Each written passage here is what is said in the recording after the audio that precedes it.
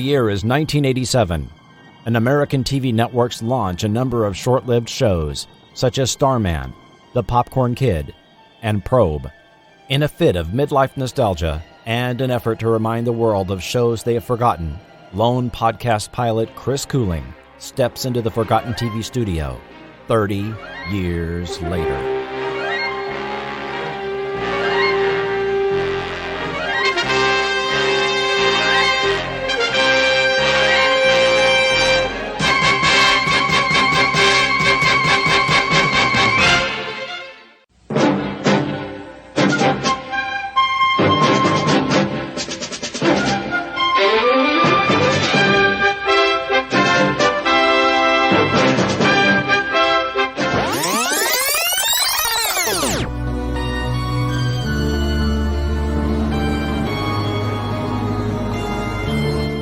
Welcome to Forgotten TV.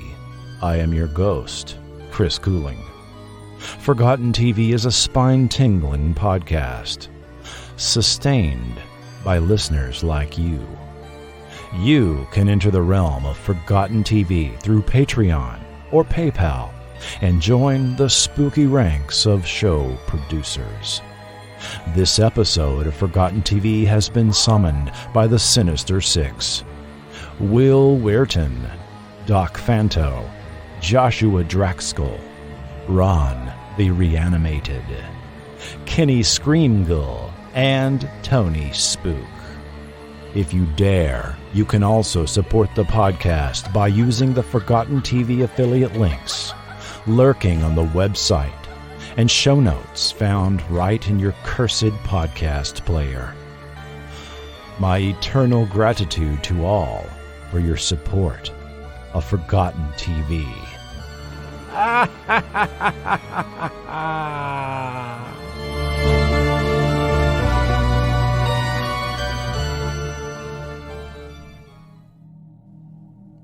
Monsters do exist, in us and among us. They walk in our shadow. They can prey on us more as we fear them less. We should know we created them. Now we try to tell them to go away. Our new and knowledgeable ways provide a certain freedom for the dark creatures. George A. Romero, 1978. The evening of April 4th, 1968, George Romero was making the drive from Pittsburgh to New York City. His trunk contained film cans of the Pittsburgh-produced Night of the Flesh Eaters that he was driving up to the offices of Walter Reed's Continental Film Distributors. Romero, a TV commercial and industrial film producer, had made shorts before for clients like Calgon and WQED's Mr. Rogers' Neighborhood.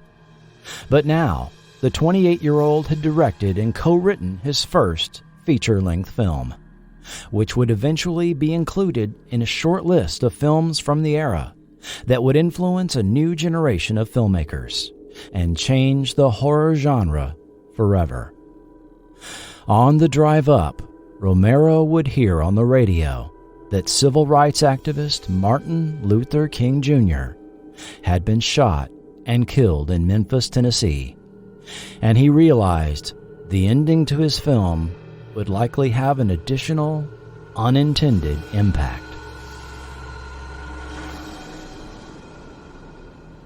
Shot on a budget of just $114,000, Romero's stark black and white horror film initially had a hard time getting theatrical distribution.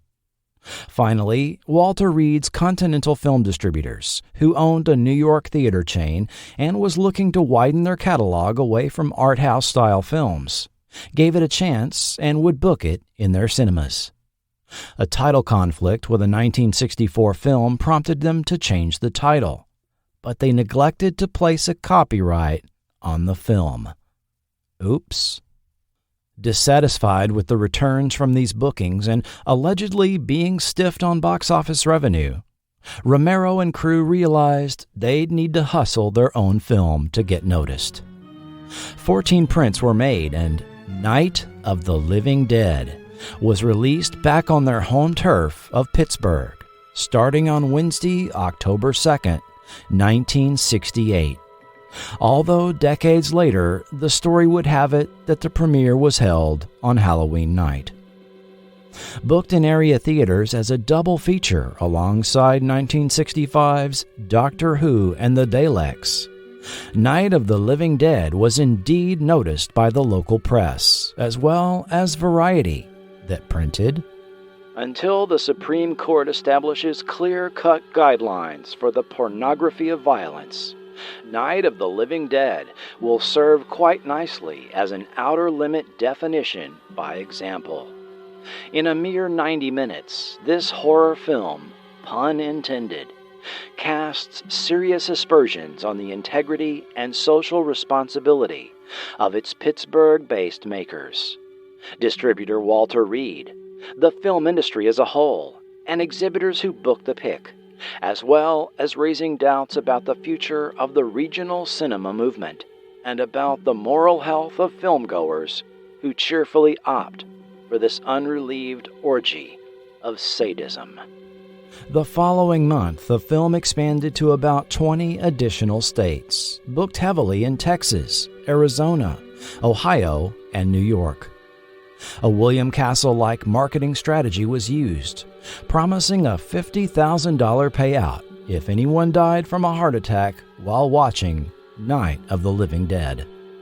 With the film release beating the debut of the MPAA rating system by a month, moviegoers of any age were able to buy tickets, much to the chagrin of parents who even complained about the film's TV and radio ads. This is the sound of a normal heart.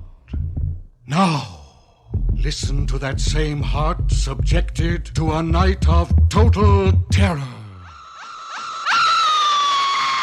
Night of the Living Dead. The dead who live on living flesh. The dead whose haunted souls hunt the living. The living whose bodies are the only food for these ungodly creatures.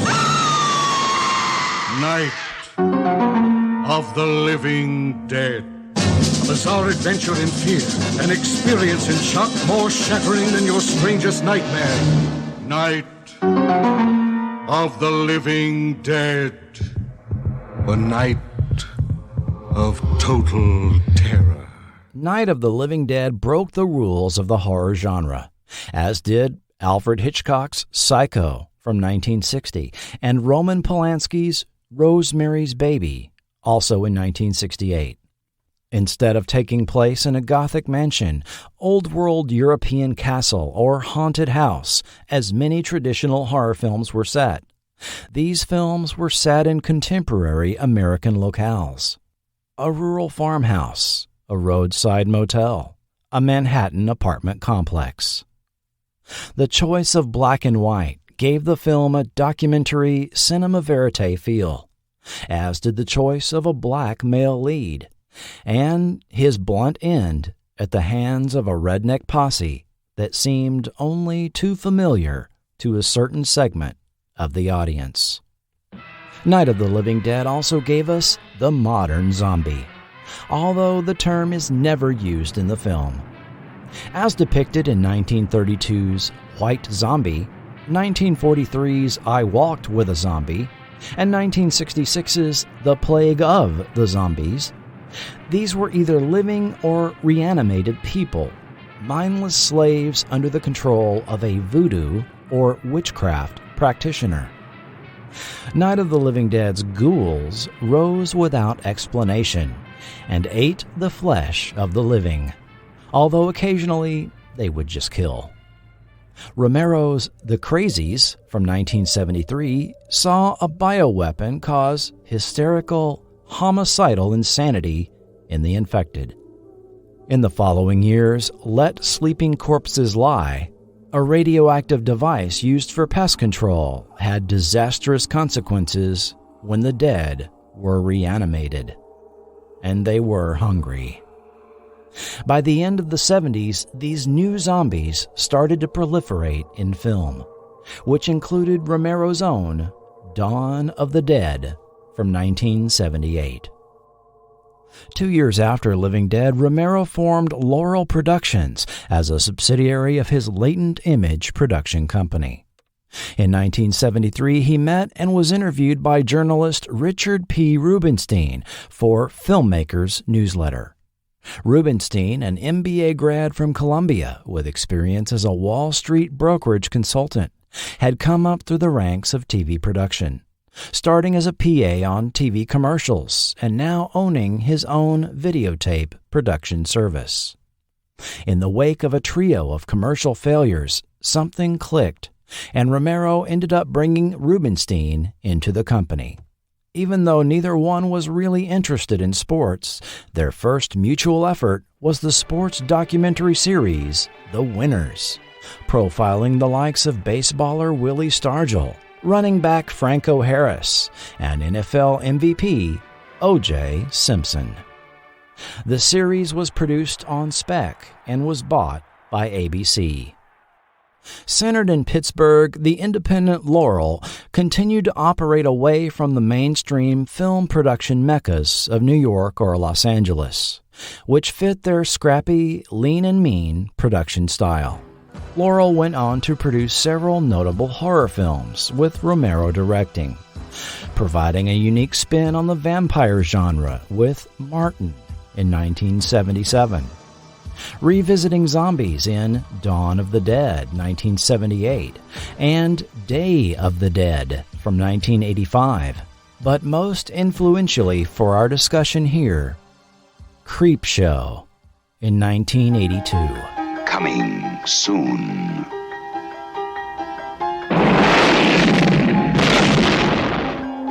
Jolting tales of horror.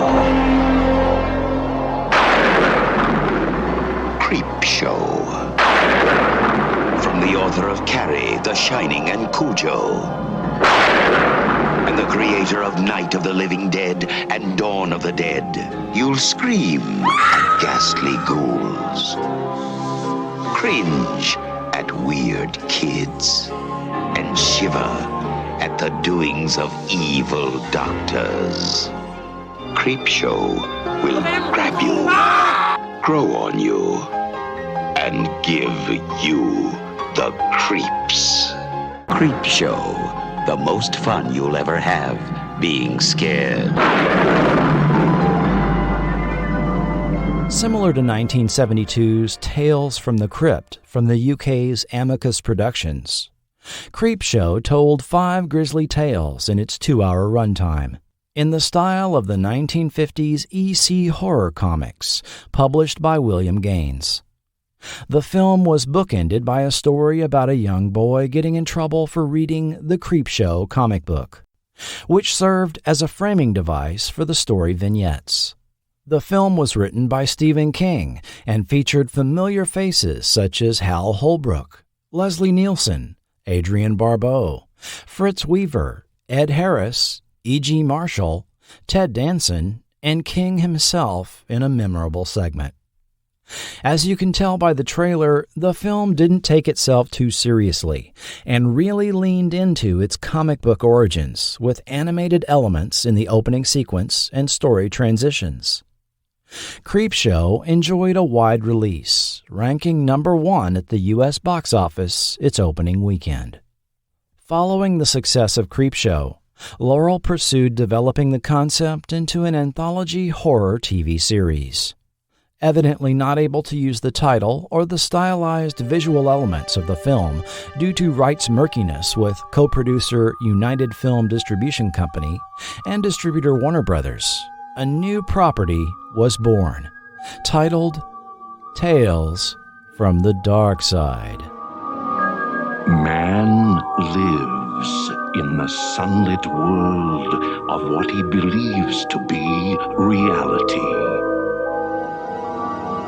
But there is, unseen by most, an underworld, a place that is just as real, but not as brightly lit.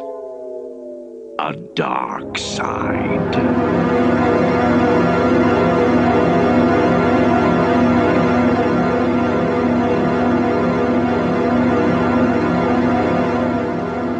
working with TV producer Jerry Golod. An anthology format similar to that of Alfred Hitchcock Presents, The Twilight Zone, and Night Gallery was used to tell self-contained stories. But unlike those well-known examples, the new series would have no host or framing device to introduce episodes. The budget would be a low $124,000 per episode, and split production between studios in New York and L.A. However, the show would eschew the TV networks for a different distribution approach. Tales from the Darkside premiered in 1984, when there were relatively little first-run scripted syndicated shows that weren't afternoon cartoons being distributed.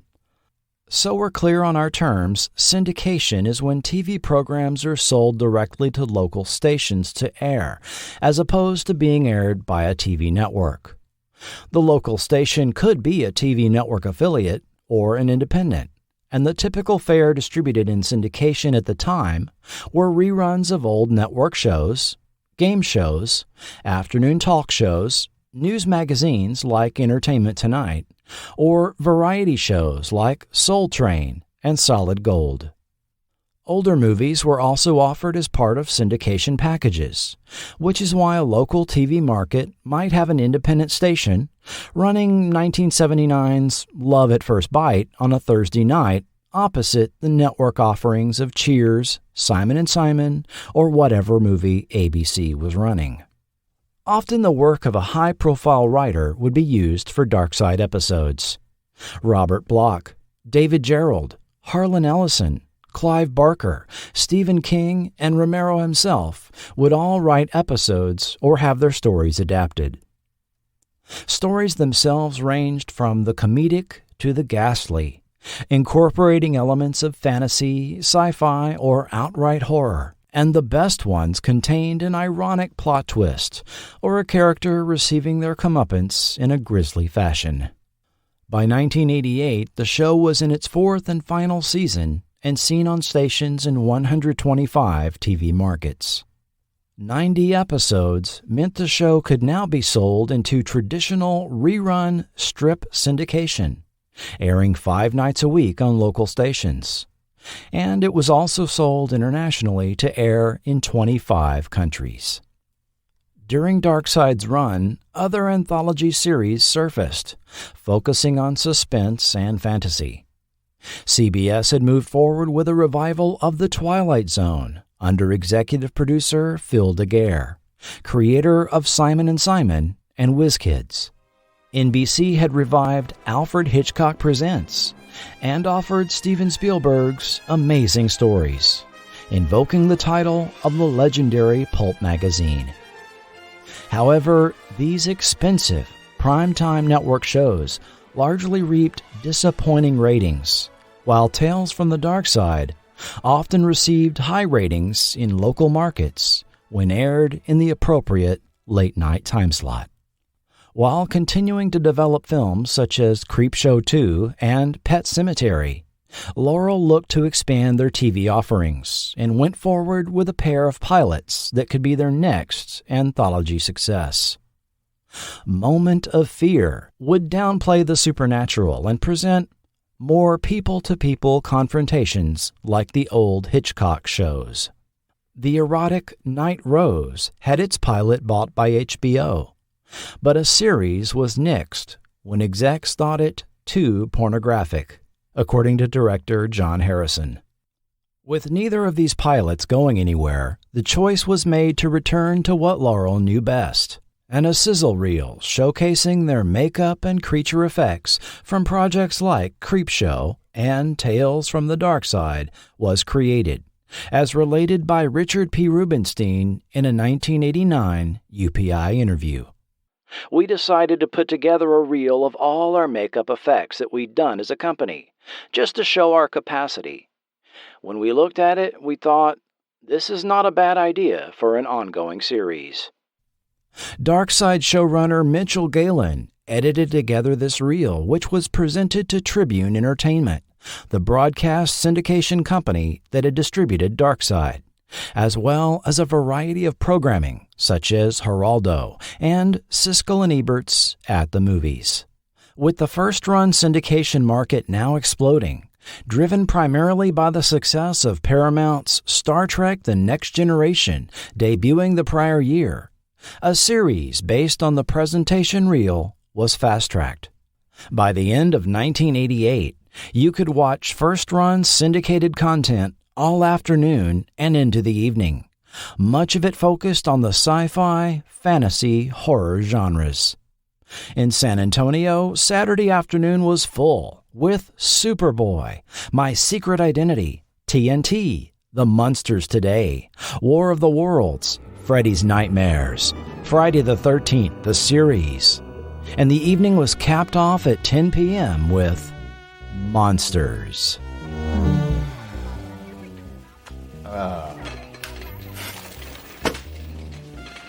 Honey, it's family hour. There must be something on. Oh, wow! Candy critters! Oh! Oh, great. It's Monsters, our favorite show. It's starting.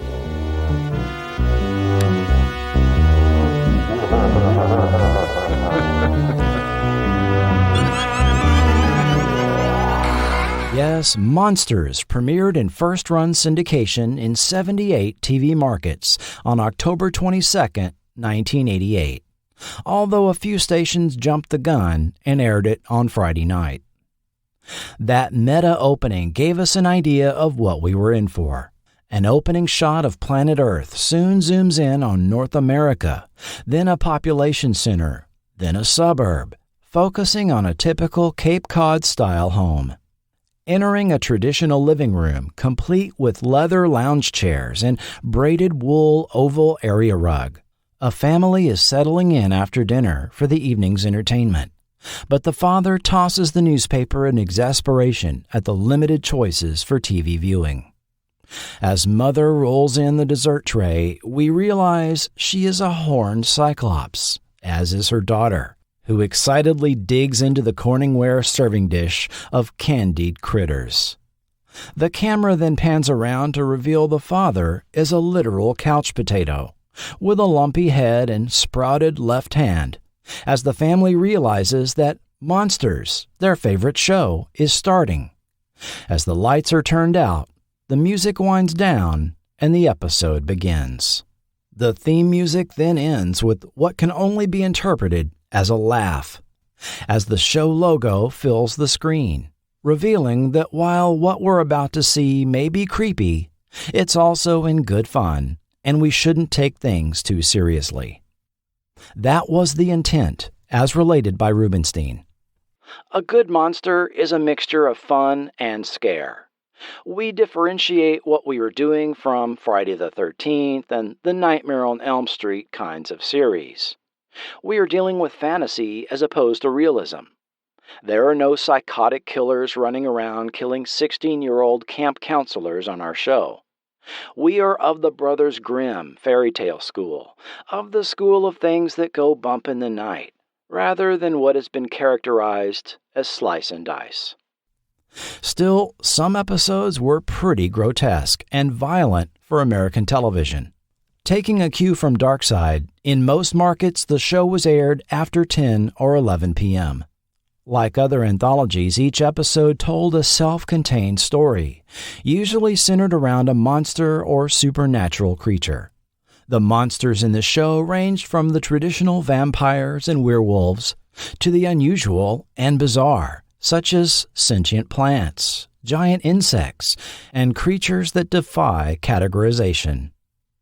Later, we'll dig into behind the scenes of show production, structure, writing, effects, and the people involved in the making of your favorite show.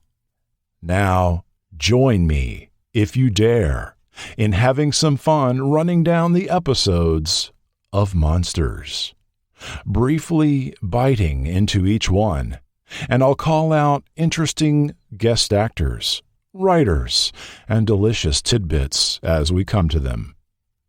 It all started with Episode 1, The Fever Man.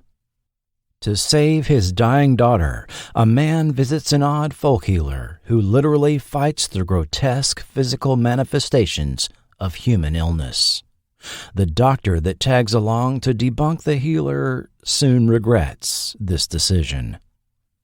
Michelle Gornick, daughter of producer Michael Gornick, makes her TV debut. This was also writer Neil Stevens' first credit, who took over a creative consultant position after Tom Allen's unexpected death during production of this first season, with makeup effects by Dick Smith. Holly's House. Kathy is the remote puppeteer and voice of Holly, a life-size robotic doll on a hit children's TV show. To no one's surprise, Holly comes to life with murderous consequences. Holly was performed by Michael Anderson. Holly's design was no doubt influenced by the Cabbage Patch Kids, 16-inch dolls with chubby faces, individual names, and yarn hair that came with a birth certificate and adoption papers. The doll brand hit the big time in 1983 when there were toy store riots in the United States over high demand and at least a perceived limited supply. New York Honey. The Blakes have an eccentric upstairs neighbor, a beekeeper who plays loud classical music. However, the honey his bees make is very addictive, and his girlfriend is, well, the bee's knees. Creature effects by John Dodds. Starting with this episode, a credit dedicating the series to writer and creative consultant Tom Allen is shown at the conclusion of the credits. The Vampire Hunter. Ernest Chariot is the world's foremost vampire hunter, but when protege Jack is taken prisoner by his longtime vampire enemy, it leads to a final bloody showdown between the two. Starring Robert Lansing, known for his roles of Gary Seven on Star Trek, Lieutenant Curtis on Automan, and many other roles in his 40-year career. My Zombie Lover. On the one night a year that the dead come back to life as zombies, a pair of sitcom parents and their young son head out for the yearly hunt, while collegiate daughter Dottie stays home to study. But when an old high school flame stops by, can the living and the dead have a real relationship? Tempest Bledsoe stars in this Cosby Show-type horror spoof that takes a dark turn at the end. Zombie makeup by John Dodds. Where's the Rest of Me? In a South American country, a mad scientist reveals to his wealthy benefactors just where their transplanted organs originated. A corpse kept in a sort of living death thanks to a secret formula. But when the entire vial is spilled into the IV tank, the corpse wants his organs back. Meatloaf stars in this bloody tale. Makeup effects by John Dodds. The Legacy. A writer named Dale has found the makeup case of legendary deceased horror actor Fulton Pierce.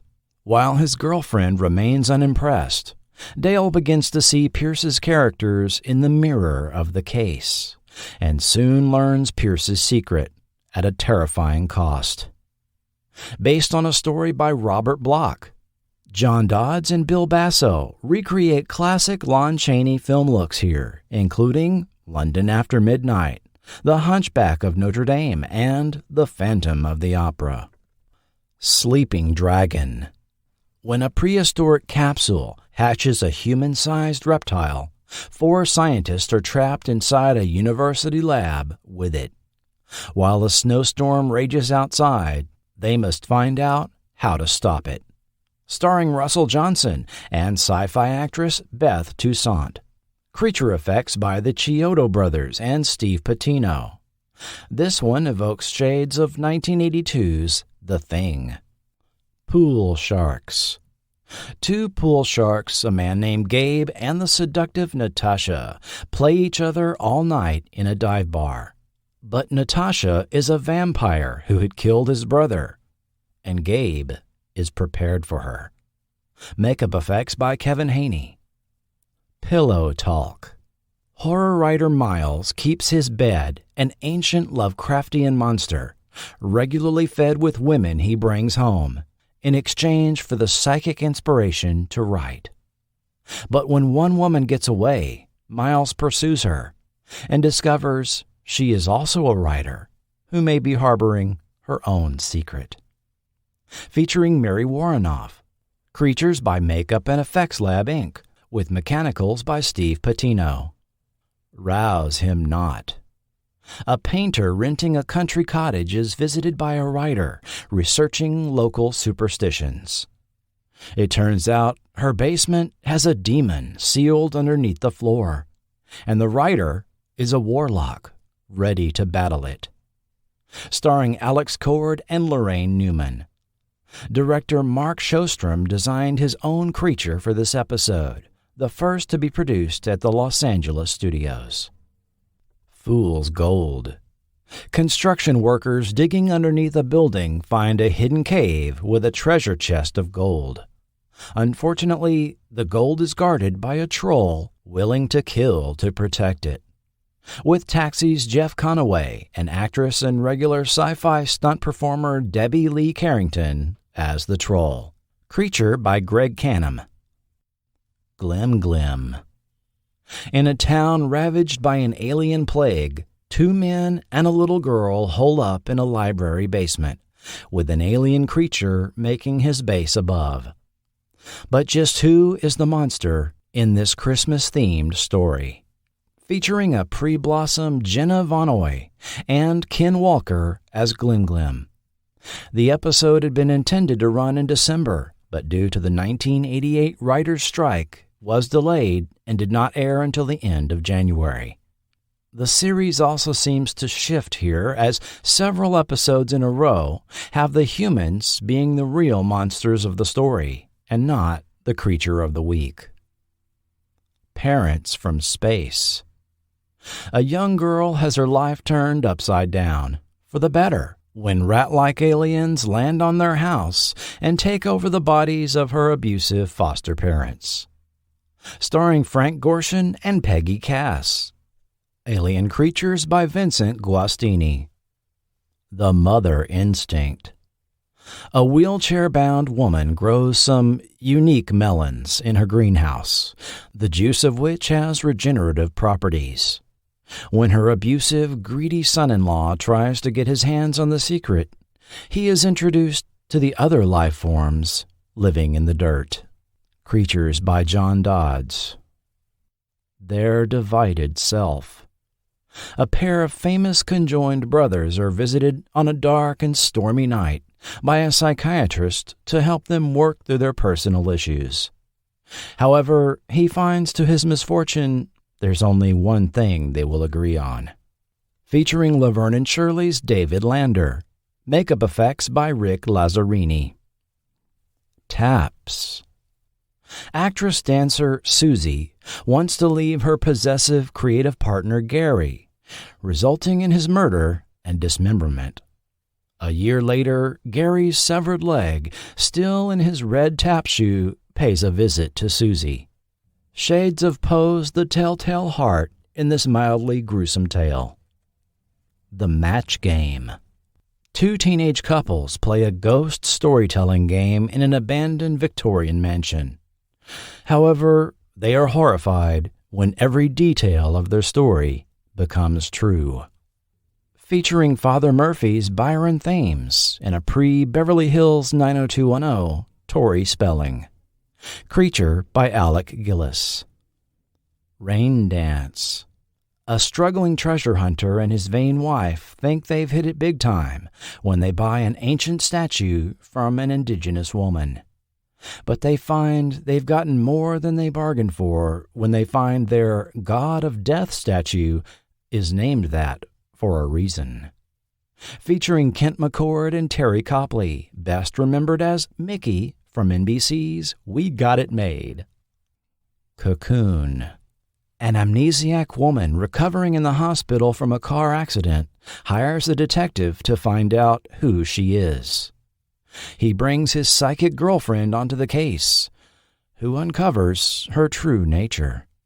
Makeup effects by Rick Lazzarini. All in a day's work. A single mother and practicing white witch is approached by a man being stalked by his doppelganger, a demonic double of himself. While out of the league of magic she normally practices, she must conjure her own demon to protect her son. With entertaining performances by Adrienne Barbeau and Eddie Velez. Creature effects by Elaine Alexander and Kevin Brennan. Satan in the Suburbs. A writer and harried single mother has a handsome devil appear to her in her kitchen, wanting her to write his life story. In the process, she and her young son gain their own devilish powers. Featuring Chris Noth, Deborah Strang, and young Danny Gerard, later of Brooklyn Bridge. Creature effects by Vincent Guastini. Mannequins of Horror. In a dystopian society, a former brilliant surgeon held in an asylum by the state spends his time creating perfect, anatomically correct clay figurines. When the asylum director takes away his clay figures, they have other plans. Based on a short story by Robert Bloch, which invokes themes explored in The Twilight Zone's The Obsolete Man. This episode gets away with a surprising bit of anatomic detail on the male clay figurines sculpted by Dan Platt, with excellent stop-motion work by Justin Cohn in Fantasy II Film Effects. La Strega. A man accuses a dress shop owner of being a witch, believing she cursed his mother, causing her to die. But just what is the truth, and who really is La Strega, the witch? Linda Blair and Rob Morrow star in this Season 1 finale. Forgotten TV will return in a moment. Wanna go psycho with me, Elvira, here at the Bates Motel? Look for me wherever they sell mug root beer. And enter the Go Psycho with Elvira contest. You can be my guest at Universal Studios in Hollywood for a monstrous bash at the Bates Motel. Shower anyone? This Halloween, go psycho with Elvira and win a party with mug root beer and me. I love my mug. I love it.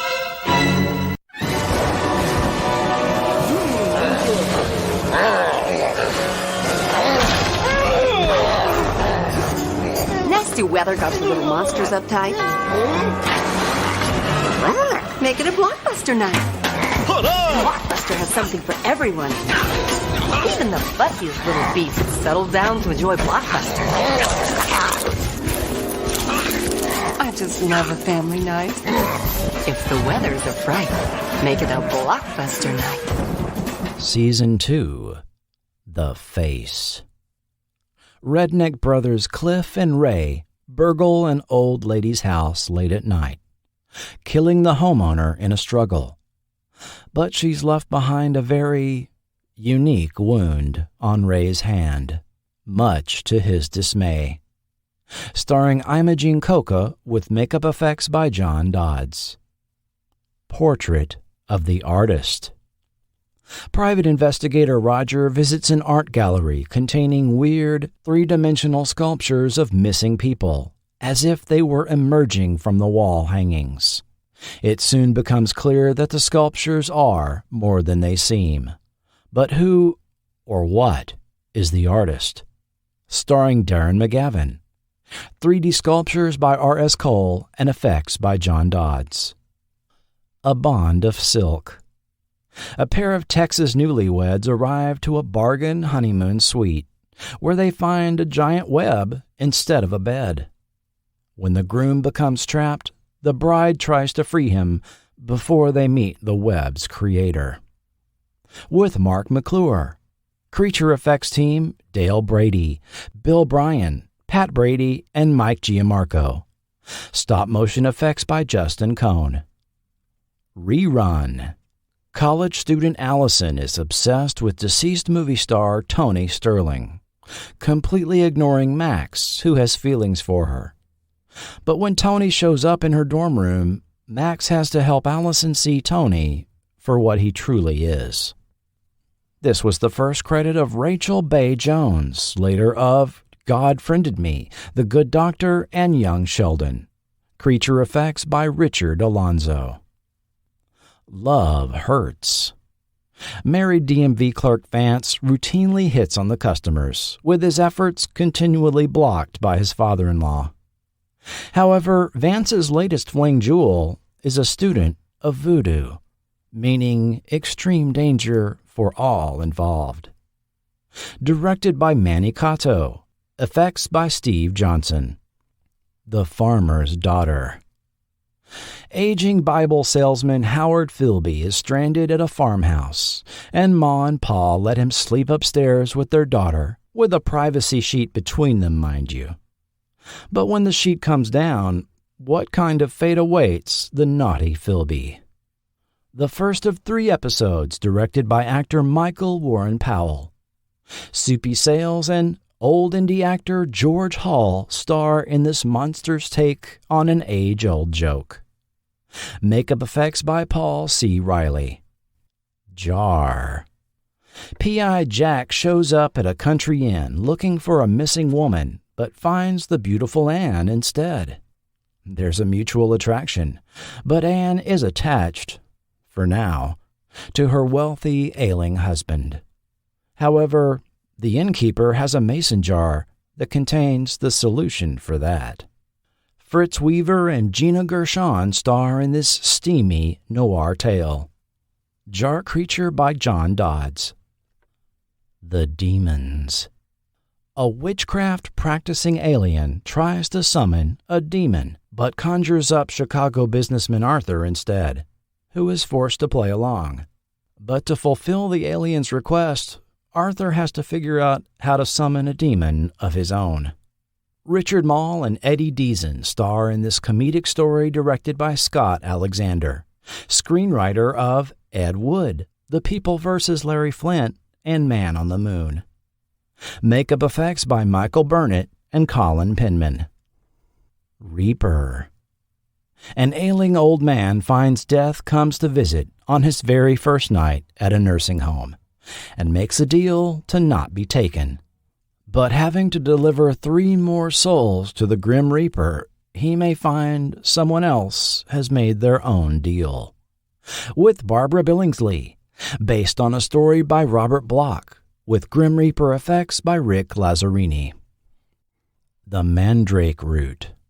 Cleaning out her deceased grandmother's home, frustrated wife Angela finds a magical root plant in the cellar that transforms itself into a hunky stud, eager to please her. But of course, there's a catch, which her husband will soon find out about.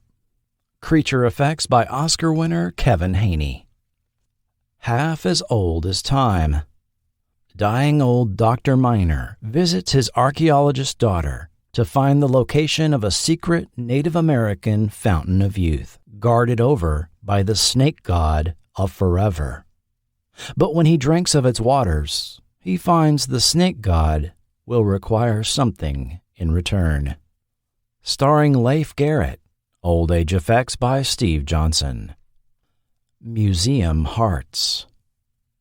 A young man, his girlfriend, and her rival are locked overnight in a museum with a crate that contains the ancient corpse of a druid priestess. When the man has a minor injury, his blood reanimates the priestess, intent on resurrecting her sensual female cult. Effects makeup by John Dodds. Habitat. A young woman agrees to participate in a 9-month alien experiment in solitary confinement to the risk of her own sanity. Written by David Morrell, author of the novel First Blood and creator of John Rambo. Alien effects by John Bisson. Bed and Bore. Salesman John is stuck in a terrible motel, adjacent to a room with a constant domestic disturbance. But when the woman from next door seeks refuge in his room, John finds her husband is a male chauvinist pig, in more ways than one. Featuring Steve Buscemi, pig makeup by Vincent Guastini. Mr. Slobber, a put-upon, dinosaur-loving boy with a loathsome family, finds a wonderful toy in his box of breakfast cereal that grows into Mr. Slobber, a friendly amphibious creature who has plans for Mom and Sis. With Robert Oliveri of the Honey, I Shrunk the Kids films. Creature created by Vincent Guastini. Perchance to Dream.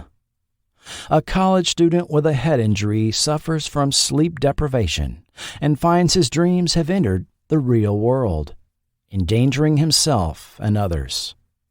He is advised that to stop it, he must enter the dream world and face his unconscious self. Featuring Raphael Sabarge, later of The Guardian and Once Upon a Time. FX work and video graphics by Boyington Productions. One Wolf's Family. A middle-aged werewolf couple learn their daughter's fiancé is a were hyena, meaning a mixed marriage. Meanwhile, the nosy and racist next-door neighbor is too curious for her own good. Jerry Stiller and Mira and Amy Stiller star in this sitcom-style story. Written by Paul Dini. Creature makeup and prop effects by Paul Riley and Chris Bingham. Some thought was given to spinning this story off into its own series. The Offering.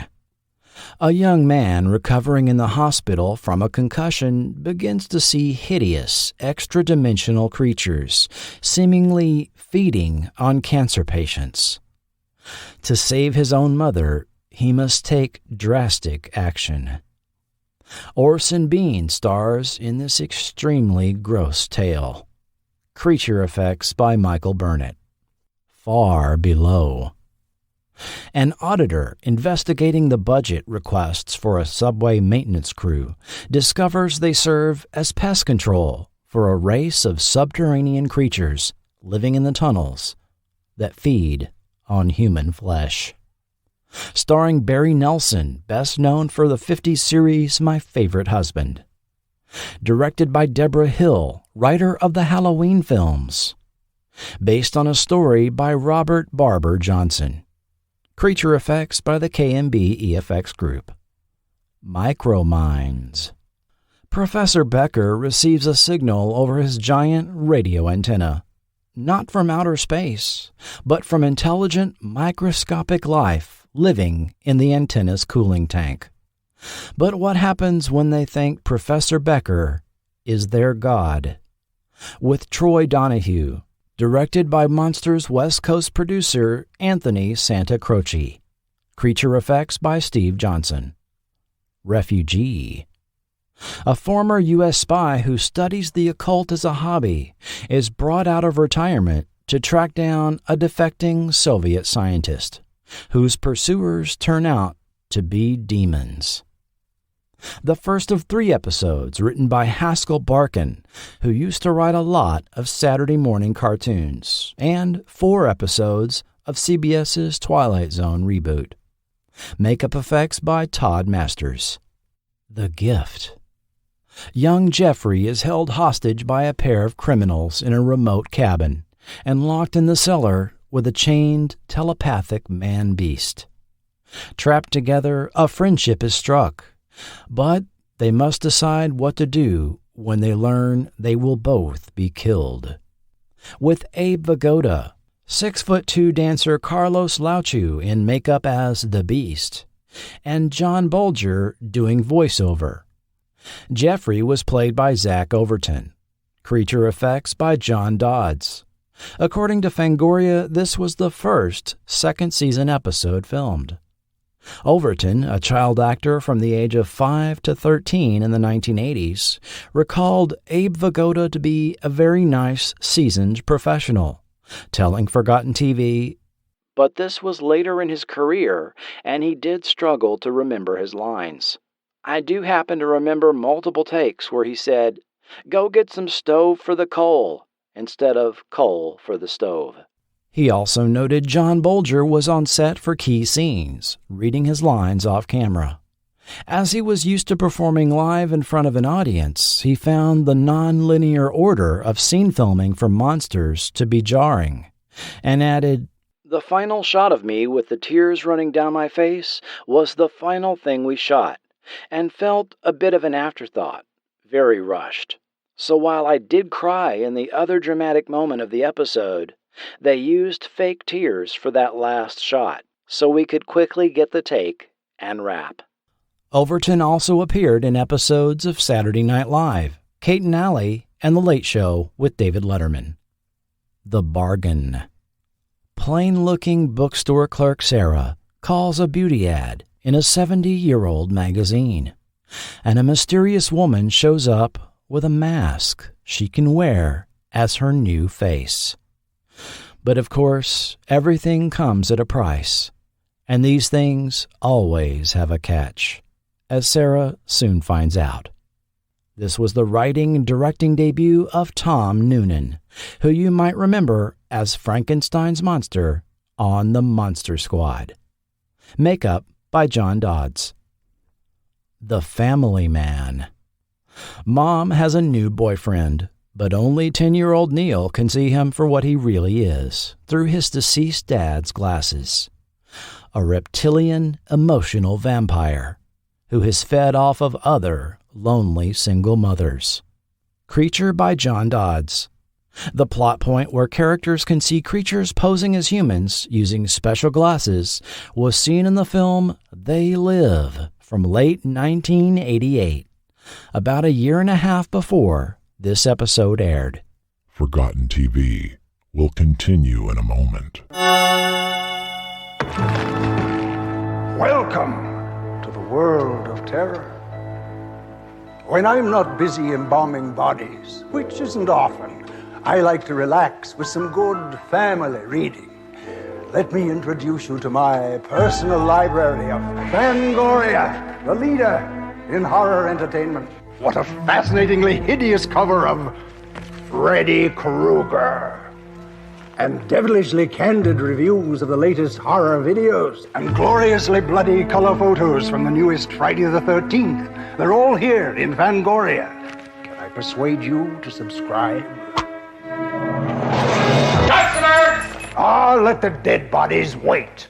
Hi, I'm a Boglin. Me and my buddies want to be your friend, right, guys? Right. Call us at 1-900-909-5464 and hear how we can protect you from ferocious beasts. And help you teach your grade your math test. Yeah, new story every day. One call gets you a 3D Boglin hologram like this. 4 calls get you a set of 6. Trade them with your buddies. And part of your $2.35 2-minute call goes to Special Olympics. So get your parents' permission and call us at 1-900-909-5464. Don't get the phone. I said get it, not eat it. Season 3. Stressed Environment. A female scientist has spent 12 years breeding a species of intelligent rats. However, she finds they have evolved enough to develop tools and weapons and organize to defeat their captors. Another season premiere written by Neil Stevens, featuring a surprising amount of sidal nudity at the beginning, blurred by some TV stations, with Carol Lindley. Stop-motion effects by John Dodds. Murray's Monster. A blowhard psychiatrist who feels suffocated by his wife discovers he can hypnotize neurotic patient Murray into manifesting his repressed anger. Things take a surprising turn when he tries to arrange Murray's monster to rid himself of his wife. Featuring Joe Flaherty, Teresa Ganzel, and Marvin Kaplan in this comedic farce. Creature effects by Michael Burnett, performed by makeup artist Colin Penman. Bug House. Ellen has car trouble and stays with her very pregnant sister in her childhood home, now infested with roaches, as well as her sister's boyfriend Peter, who has a sexual power over women. Both women discover the horrifying truth about Peter far too late. With thoroughly disgusting creature and makeup effects by Vincent Guastini and Joe Meccia. cellmates. An obnoxious, wealthy American runs over a boy and is thrown in a South American jail into the bad cell, reserved for the worst offenders, which all prisoners disappear from. He soon finds why when he sees what his next-door cellmate transforms into. Makeup effects by Brian, Gioia, and Melanie Moore. Outpost. Hundreds of years in the future, a brain-wiped, bioengineered criminal sentenced to work a mining outpost in distant space is visited by a female inspector to find out why his quotas aren't being met. Although the story ends with a tropey twist, it's one that caught me off guard. With Juliette Mills, creature makeup by Steve Johnson and Bill Corso. The Hole. 3 GIs exploring enemy tunnels in Vietnam discover a bunker with a soul-dying survivor that warns them of what resides in the tunnels. Trying to find their way out, they find the tunnels won't let them leave. With Ahmad Rashad, Great Zombies by Paul Riley, Chris Bingham, and Seth Wolfson. Small Blessing. A suburban couple are parents to a 36-pound, fanged carnivorous mutant who eats raw meat and climbs the walls and drives mommy ragged. He comes in handy, though, when the neighborhood delivery boy turns out to be a sociopathic serial killer. With MTV's Julie Brown, Peggy Ray, Kevin Nealon, and a very early appearance by David Spade. Creature by Michael Burnett. Shave and a haircut, 2 bites.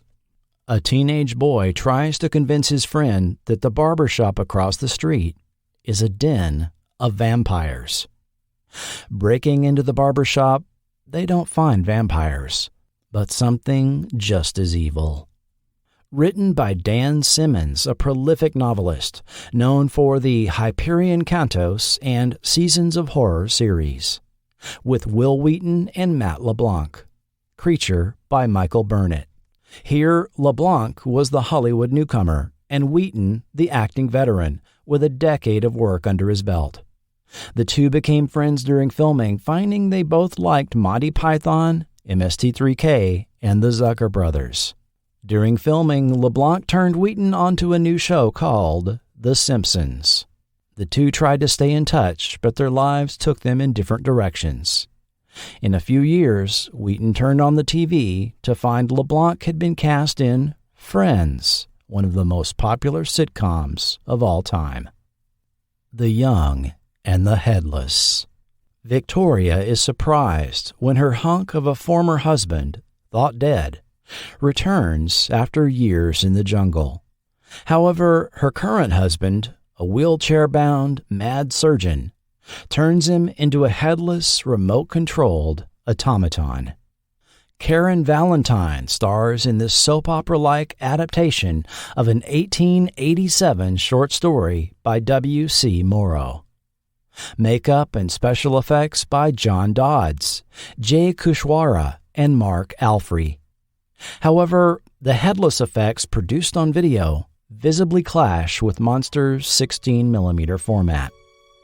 The episode music is a take on Cotton's Dream from Bless the Beasts and Children, later known as the theme to daytime drama The Young and the Restless. The Waiting Game. Isolated missile technicians in various bunkers are on their own after a nuclear war wipes out humanity. Over the coming days, they realize that the outside world has been taken over by the undead, who now have all the time in the world. Writer John Fox was clearly inspired by 1983's War Games, with some dialogue from the opening 5-minute segment almost exactly the same as the beginning of that film. Vampire makeup by K&B EFX Group. Sin Sop. A skeptical reporter investigates the claims of Southern preacher Brother Roy, who will extract your sins for a price. Hold the dead hand of the world's evilest man, and your sins are converted into a physical slime, ejected into a bathtub, which gives female sinners a hysterical paroxysm in the process. The sexual innuendo was off the charts in this very weird episode, combining the modern legend of late 19th century doctors treating female hysteria and the ancient folk ritual of the sin eater. Makeup effects by Richard Alonzo. 17 slime bladders were used on actor Robert Valenzi, and word is that much of the slime effects was edited from the final episode. A new woman. Gold digger Jessica can't wait for her ailing sugar daddy to croak to get her hands on his money and company. Her first act will be to raise a homeless shelter to put up a high-rise. But not if the Christmas zombies have anything to say about it. This monster's version of A Christmas Carol featured Linda Thorson from The Avengers and Mason Adams, well known for Lou Grant and the Smuckers ads. Zombie makeup effects by Paul C. Riley. Malcolm. A middle-aged clarinetist has a slug-like parasitic creature removed from his abdomen, but finds it was what once gave him his musical abilities. A very unusual entry by writer-director Tom Noonan, who even provided the clarinet music used, with longtime character actors Ed Lauder, Carol Shelley, and Farley Granger. Creature effects by Vincent Guastini. Household gods. Modern wife and new mother Deborah tries to juggle career, family, and domestic life, but this displeases her household god, who sabotages her efforts.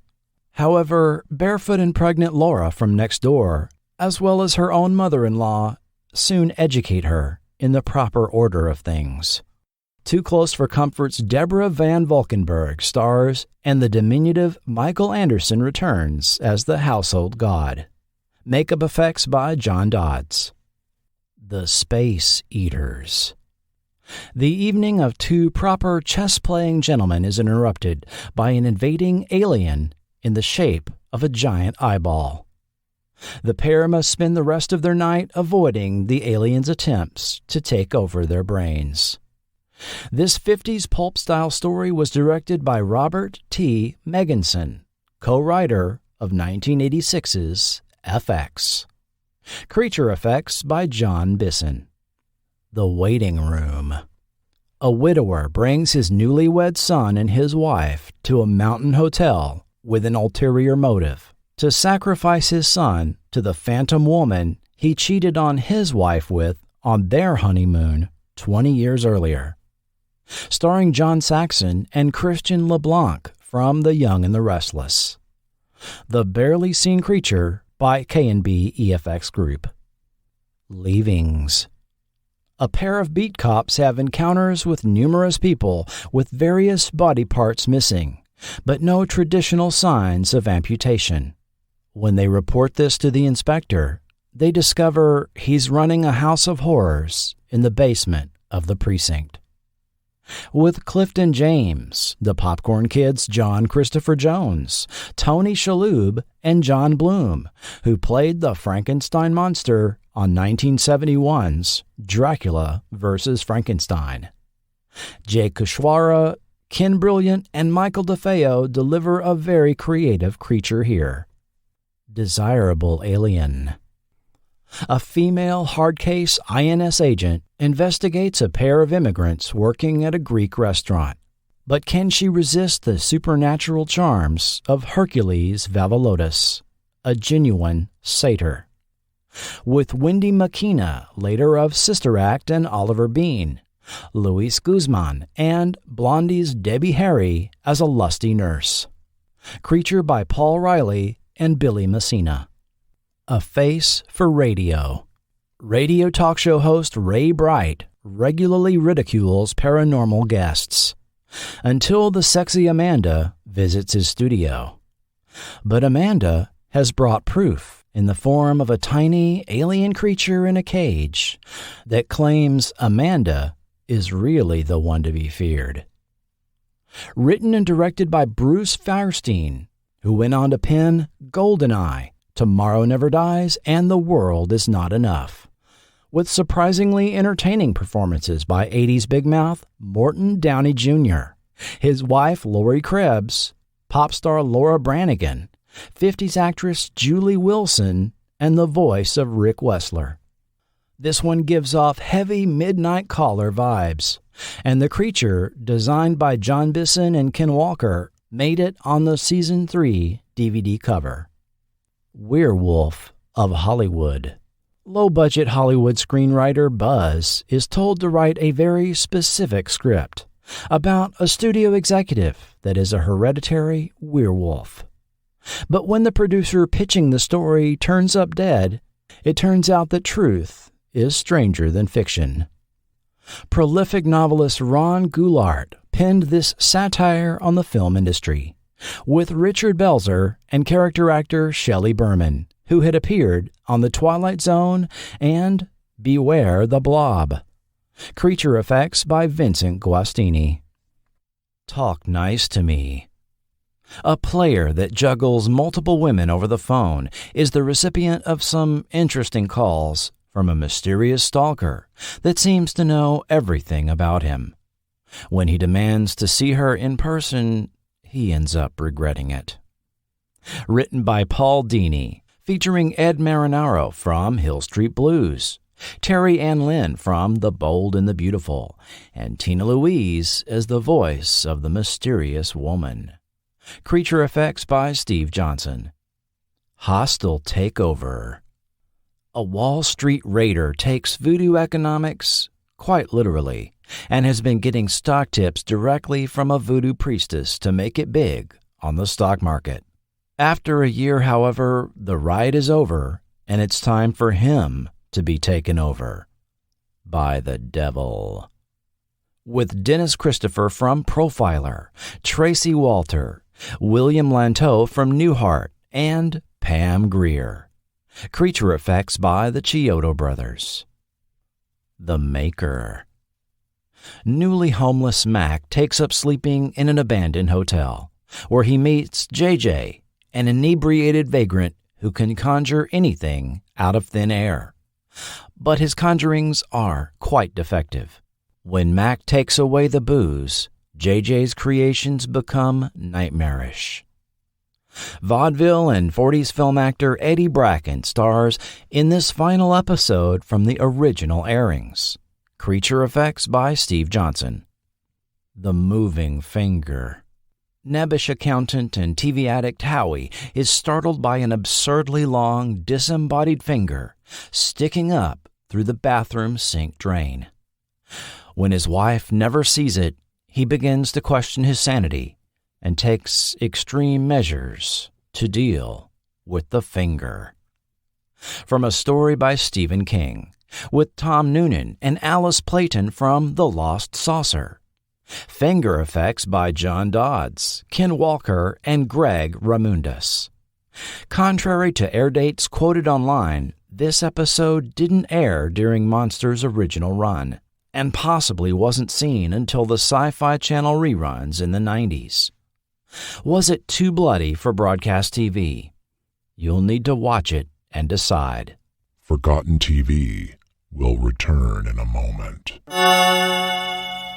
There's a new series coming to television. If you don't watch it, you could be making a grave error.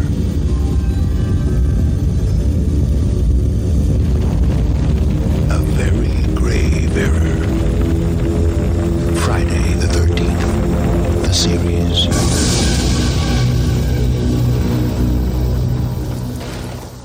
There are worlds inside our minds, worlds of peace and beauty. But when our minds wander too far, we lose control and enter the dark, deadly world of Freddy Krueger, where nightmares come alive.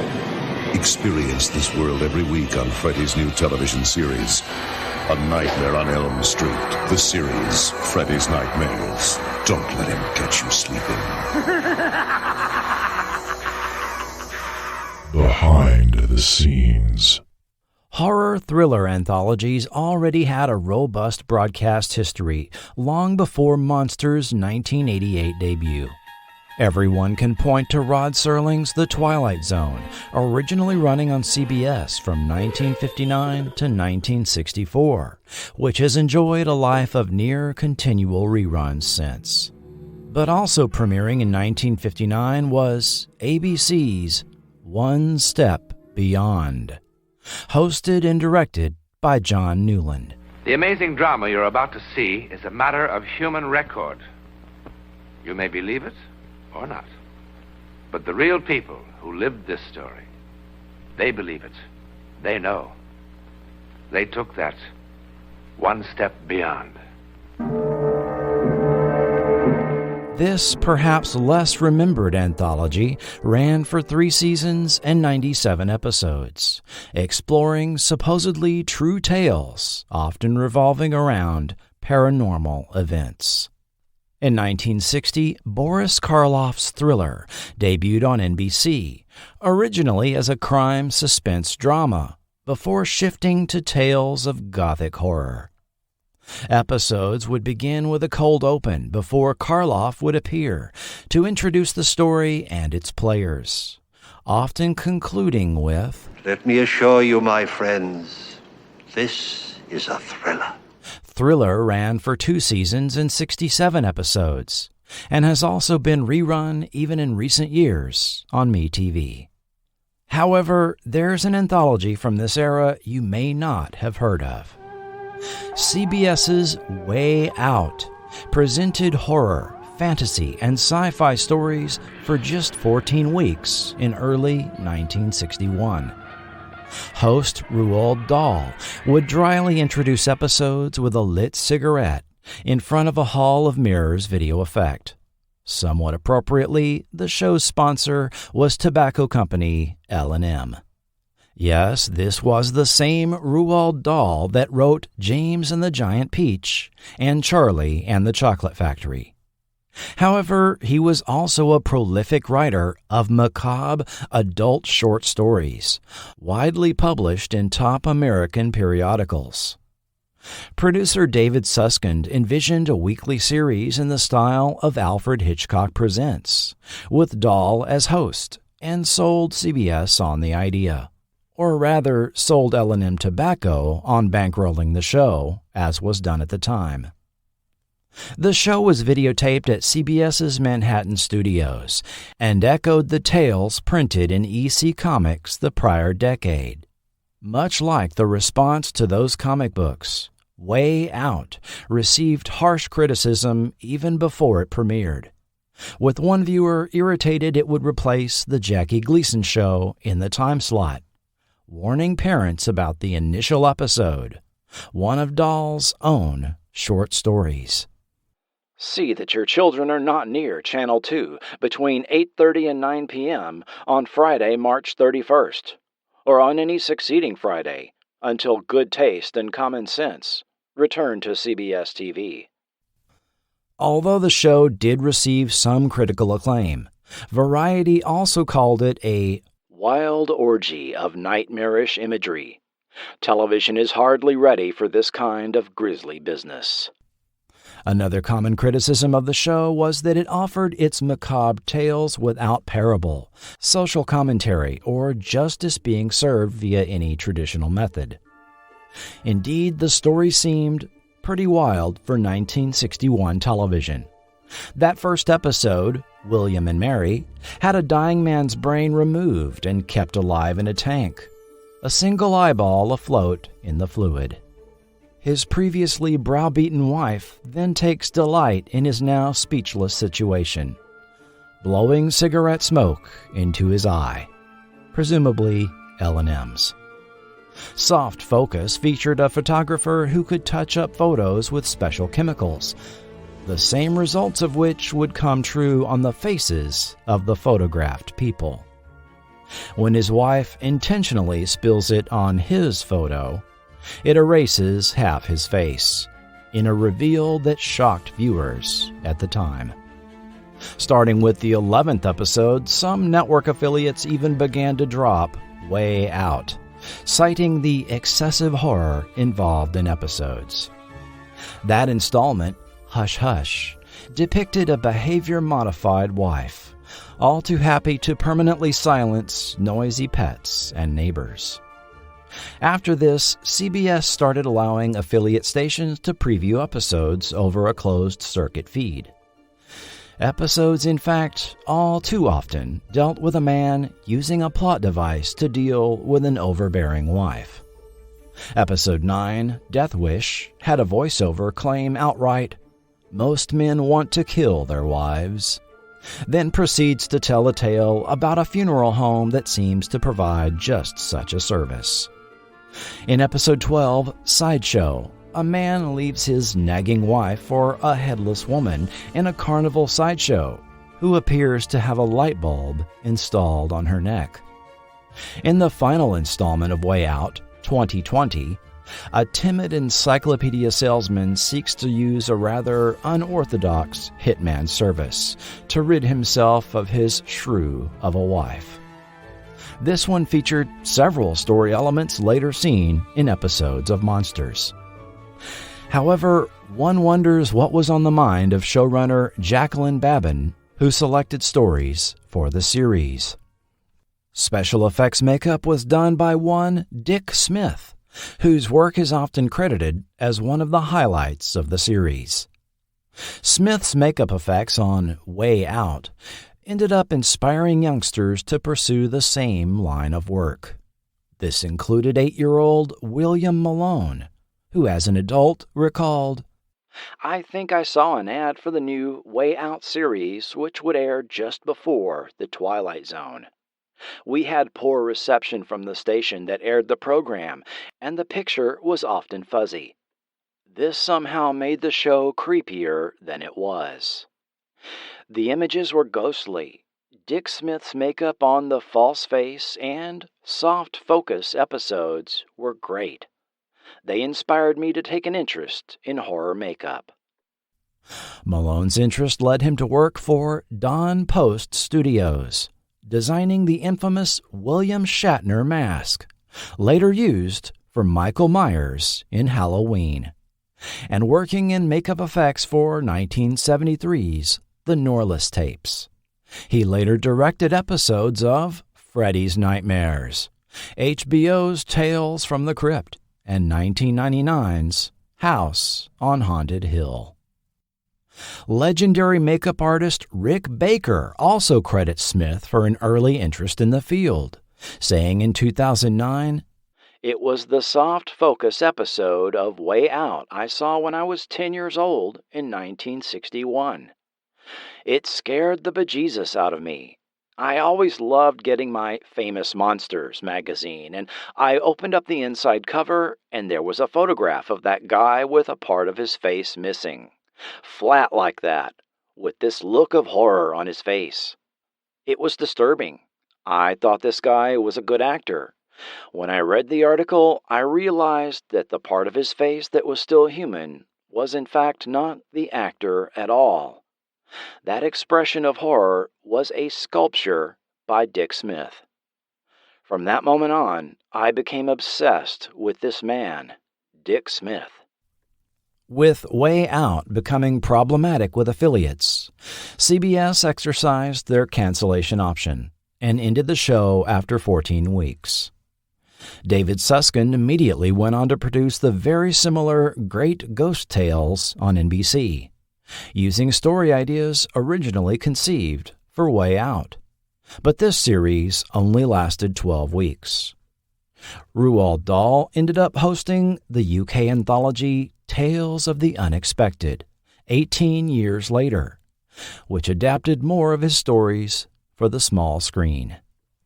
Due to its short run and production method, the episodes produced on videotape with closing credits superimposed over the live broadcast, Way Out was never rerun and went largely forgotten by the mainstream public. TV enthusiasts would recall episode plots and falsely attribute them to The Twilight Zone or The Outer Limits, and many would confuse episodes of those series as well. As information on it was scarce, magazines would sometimes print articles that left something to be desired in terms of accuracy. Finally, in 1986, authors Gary D. Joseph and Martin H. Friedenthal interviewed both Dahl and Susskind and put out accurate articles and a full episode guide, published in the Twilight Zone magazine. These were later republished in Film Facts and served to rekindle online interest in the series. Kinescopes of the broadcast of Way Out were made in studio and preserved by David Susskind. Eventually, these were transferred to videotape and donated to New York's Museum of Broadcasting. In 2016, most of these were anonymously posted to YouTube, complete with original commercials and voiceovers, providing a very rare snapshot of raw 1961 television. But let's fast forward to 1988 and continue our discussion on monsters. Laurel Entertainment, desiring to produce a follow-up series to their Tales from the Darkside, ending its run in July 1988, sold distributor Tribune Entertainment on the concept of producing a similar horror anthology series, focusing on creatures, makeup, and special effects. 72 total episodes of Monsters were produced, with new episodes airing up to April 1991. Following the production structure established for Tales from the Darkside, episodes of Monsters were shot on sound stages at Astoria Studios in New York and Hollywood Stage Studios in Los Angeles, with 14 to 15 produced in New York and 9 to 10 produced in LA each season. The budget for Monsters was about $200,000 per episode, about half of what it cost to produce a half-hour network show at the time. Episodes were produced according to a very consistent formula to keep both this budget and the number of shooting days required under control. Plots featured 1 to 2 lead characters, 1 to 3 supporting characters, 1 monster, 1 or 2 interiors, and no exterior location shots. Episodes were written to be filmed in 4 days. You'll also note episodes had a 3-act story structure, with a 5 8-8-minute breakdown to fill 21 minutes before the opening and closing credits. Although when the series started, it was picked up by 78 local TV stations. In just 5 weeks' time, Laurel took out ads in the trade magazines, proclaiming a 55% growth in local TV ratings, succeeding in late-night time slots in markets such as Chicago and Richmond, Virginia, where it aired on Fox 35 on Saturday nights in a programming block with Freddy's Nightmares, Star Trek The Next Generation, and the revived Twilight Zone, now in syndication. By its second season, Monsters had been picked up by 130 TV stations. This included New York's WPIX and Chicago's WGN, carried on many cable networks. So if you had cable and a local station carried it, there was a good chance you could catch Monsters in your local market even 2 or 3 times over the weekend. With the production cranking out 24-episode seasons, many writers and directors were employed over the course of the show, and it will be impossible to mention all of them in this podcast.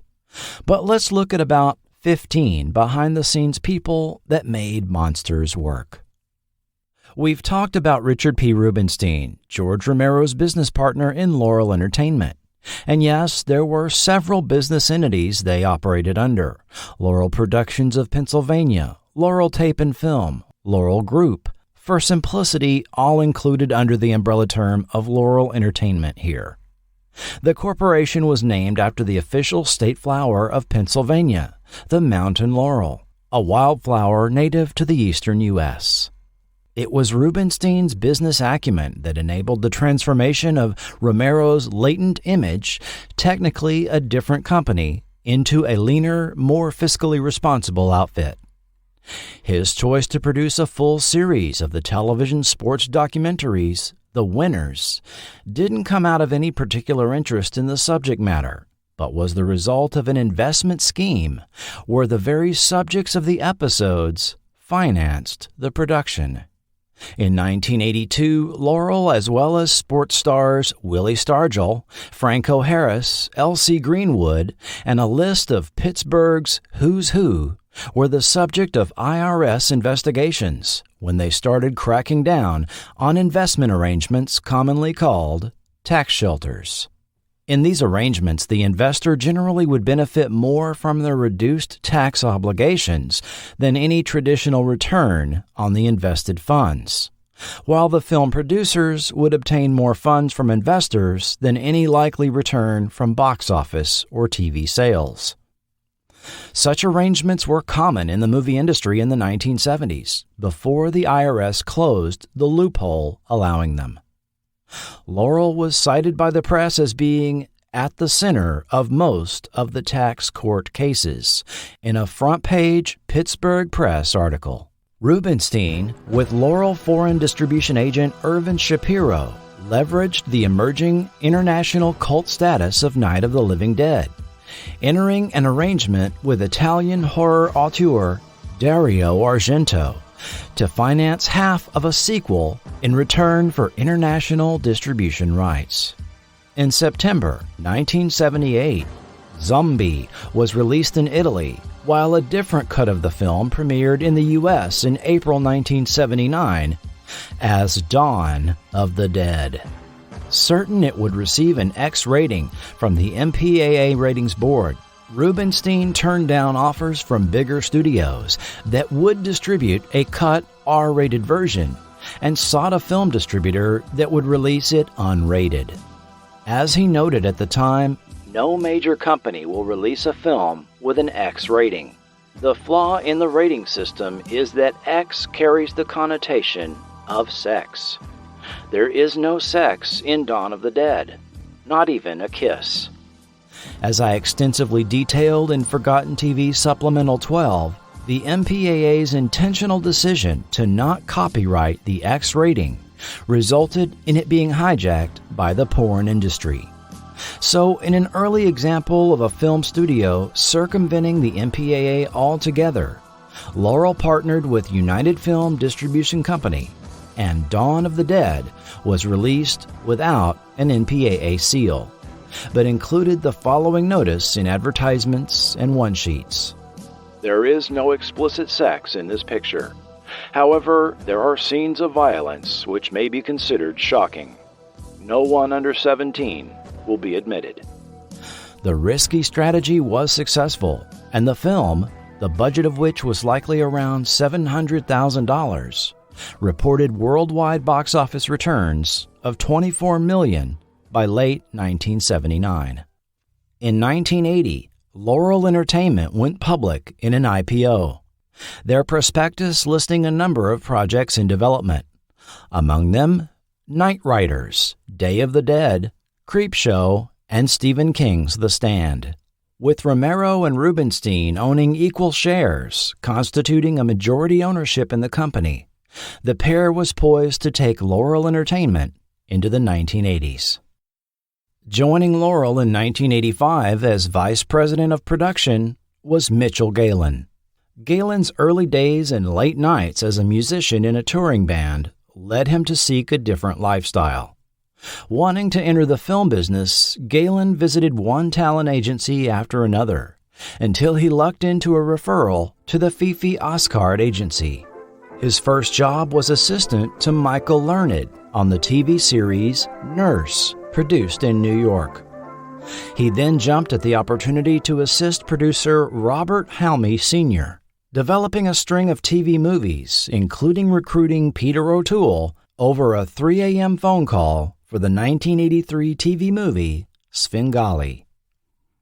Starting with its second season, Galen oversaw production of Tales from the Darkside, as well as the subsequent series Monsters, and held a key creative decision-making role in Laurel Entertainment following the departure of George Romero in 1985. Tom Allen was a film critic and contributor to periodicals like the Soho Weekly News, The Village Voice, Film Comment, and perhaps most telling, the Long Island Catholic in the 1970s. When John Carpenter's Halloween was faltering at the box office, a positive review by Allen in The Voice that joined Roger Ebert in praising the film was credited by Carpenter as the turning point in the film's success. Allen's reviews also gave positive consideration to filmmakers like John Waters and George Romero. We know Allen later joined Laurel and worked as a script coordinator and likely unofficial story editor on Tales from the Darkside, and initially the same on Monsters. F. Paul Wilson, writer of Glim Glim, called him a big, gentle fellow with an easy smile. Other than this, exceedingly little information is easily found about him, not even an obituary. This bugged writer Nick Pinkerton to the point of embarking on a research project in 2013 to track down those that knew him to find out just who Tom Allen was. And what he found was most surprising, for Tom Allen was Brother Allen with the Brothers of the Sacred Heart in Metuchen, New Jersey. Yes, a bona fide monk living at a rectory was the extremely well-versed film critic published in liberal alternative New York newspapers. At around age 14, he entered St. Joseph's Juniorate in 1952, along with best friend Joe Murphy, classmate since first grade, and the pair intended to join the Order of the Brothers of the Sacred Heart. At St. Joseph's, young Tommy and Joe grew horse corn near the vineyard. In the evening, Tommy watched movies broadcast on TV and kept index cards with details on cast and crew and his own comments. Movies could also be caught at the Forum Theater on Main Street, a half-hour walk away. In 1957, Allen and Murphy were moved to the Jesuit Spring Hill College outside Mobile, Alabama. Riding the bus in the city, 19-year-old Allen, oblivious to the racism of the South, sat in the back of the bus behind a black man, outraging the whites on board. Returning to New York, Allen lived and taught at Bishop Riley Diocesan High School in Queens, again joined by Murphy, who recalled he was a very laid-back teacher. I never saw him irritated. Allen started a film society at Bishop Riley, regularly showing films in the auditorium after school. Students nicknamed him Spanky due to his smiling, cherubic face after the famous Little Rascals actor. Allen then moved into the graduate program at Columbia, where he took a screenwriting class given by Arthur Barron, who later wrote and directed 1973's Jeremy with young newcomer Robbie Benson. Allen also became a follower of film critic Andrew Sarris, leading proponent of the auteur theory of film criticism.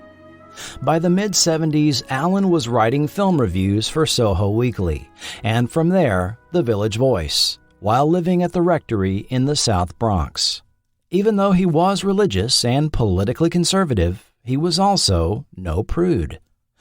Reviewing the 1977 documentary Word Is Out, he said it only begins to atone for a film heritage of virulent propaganda against gays.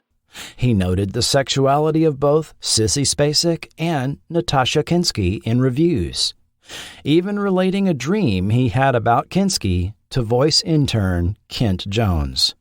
Reviewing 1977's Desperate Living, he called John Waters a driven, integral stylist.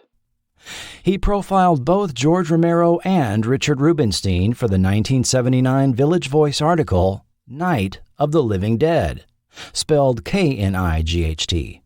In the piece, Allen decried what he called the rise of the corporate movie in what was now the blockbuster age, while admiring the practices of the Laurel crew, which would use profitable ventures to fund the films they really wanted to make.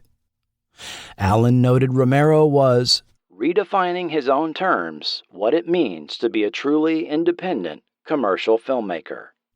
Although he turned down appearing as Friar Tuck in Romero's Night Riders, having lost his reviewing position at The Voice, he found himself part of the Laurel crew. Allen's reviews had often found flaws in story structure and pacing. Thus, he was fittingly put in charge of coordinating the writing for Tales from the Darkside, working out of Laurel's New York offices.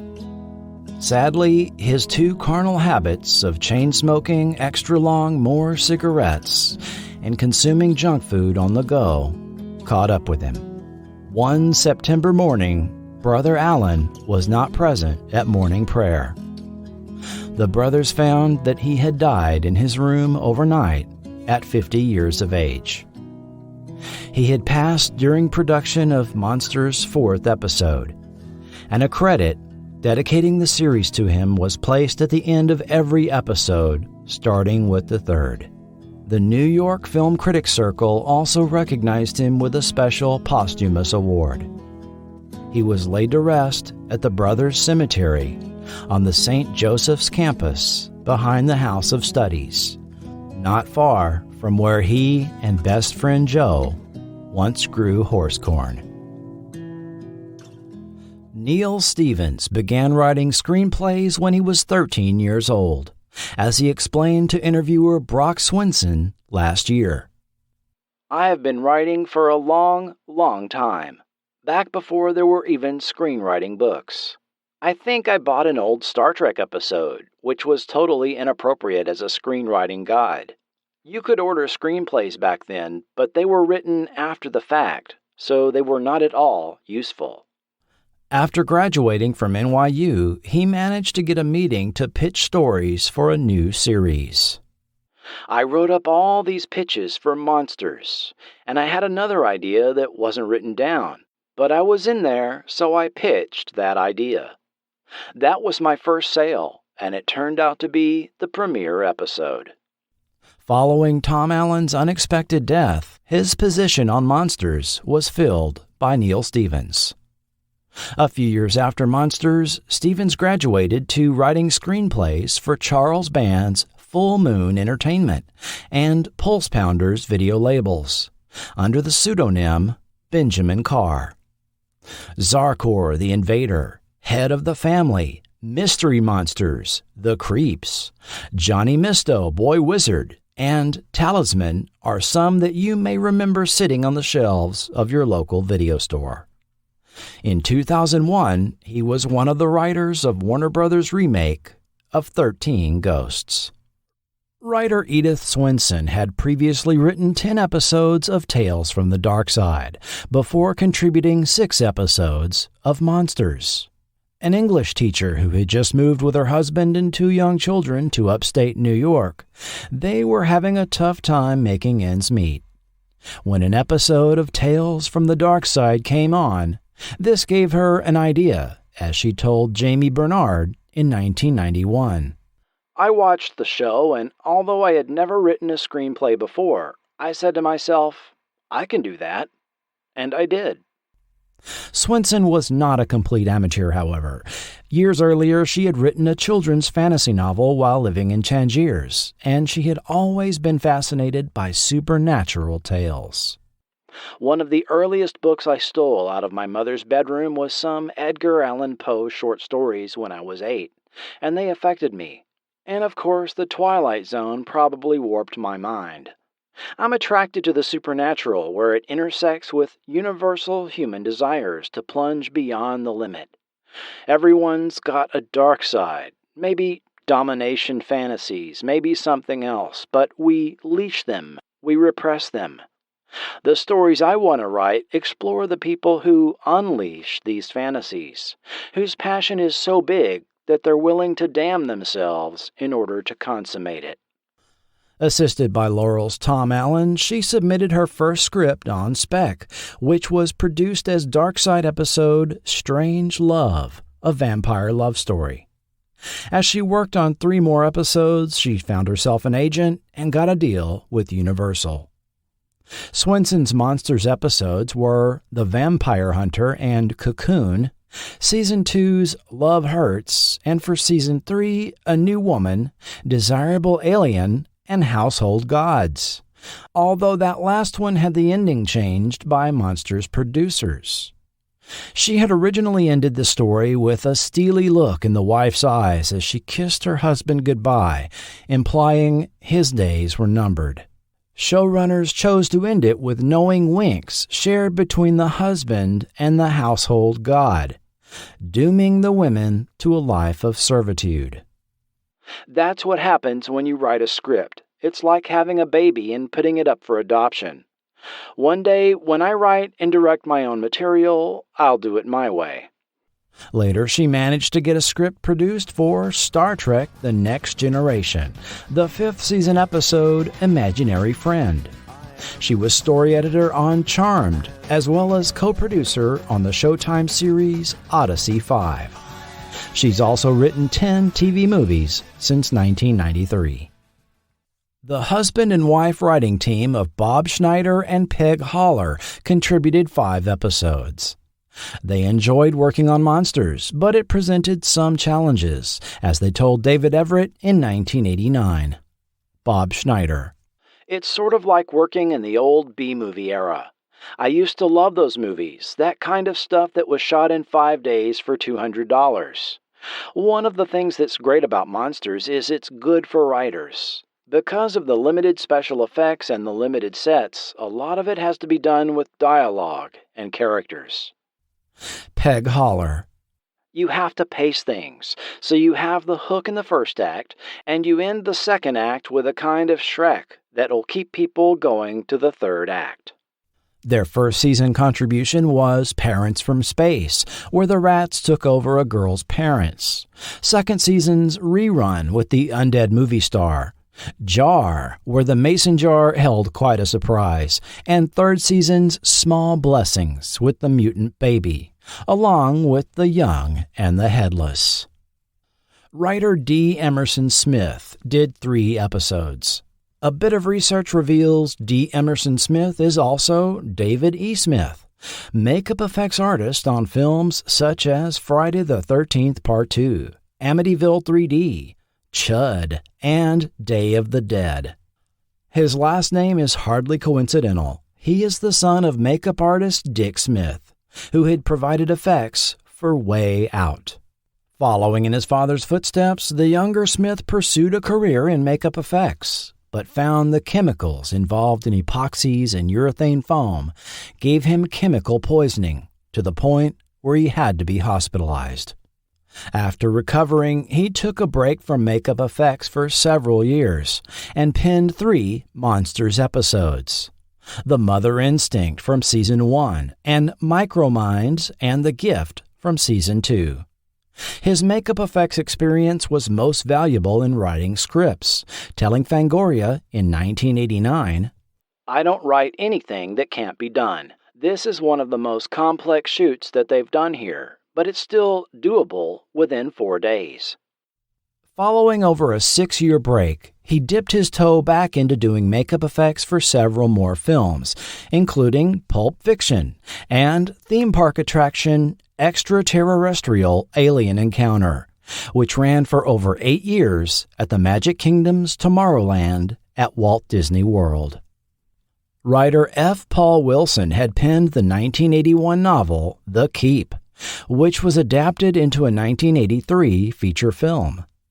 Through the publishing world, he knew Tom Allen, who called one night to compliment Wilson on his recent novel, The Touch.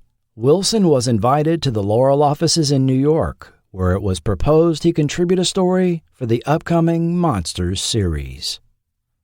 The writing restrictions of Monsters' specific format had him come up with a completely new story, a sci-fi monster tale he had never put to paper.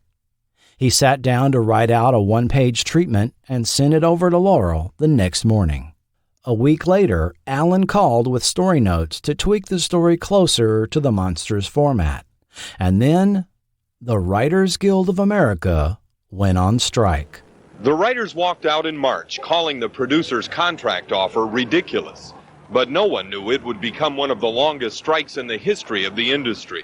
In something that should sound very familiar to listeners, at issue was residuals for reruns in an era where viewers were increasingly shifting over to cable TV. For 5 months, Monsters producers could not even discuss the script with Wilson. But when the strike ended, he joined the guild and had the script ready. Or so he thought. The Monsters rule of no exteriors was a sticking point, as he points out in a forum post on his official website. Soon I had a contract and was duking it out with Laurel about a third set. I wanted the penultimate scene to play out on the front steps of the library during a gentle snowfall. No exteriors, they told me. I explained that all you needed was a brick wall, a pair of doors, a set of steps, and some guy shaking snowflakes from the rafters. But that means 3 sets, they said. You're only allotted 2. The budget won't allow more. I felt like I was butting my head against the brick wall I wanted them to build. So I moved the scene inside the library.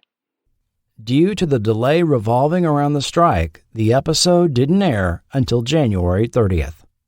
Apart from the disappointment of Glim Glim's appearance, Wilson's main regret was that Tom Allen never saw the episode, having died suddenly on September 30th. Director Alan Coulter noted he always tried to deliver the unexpected in a Monsters episode, as he told David Everett. What I try to do is bring some sort of deadpan humor and irony. I don't think that's usually expected in this sort of programming.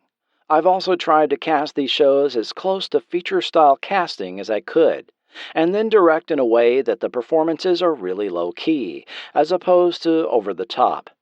I've been trying to give these episodes a sense of reality, so that you buy what you're seeing. Coulter went on to helm episodes of miniseries Stephen King's Golden Years, Millennium, The Sopranos, and the 2006 feature film Hollywoodland. Michael Gornick rose from being a director in the first season to producer in seasons 2 and 3, working out of the New York studio.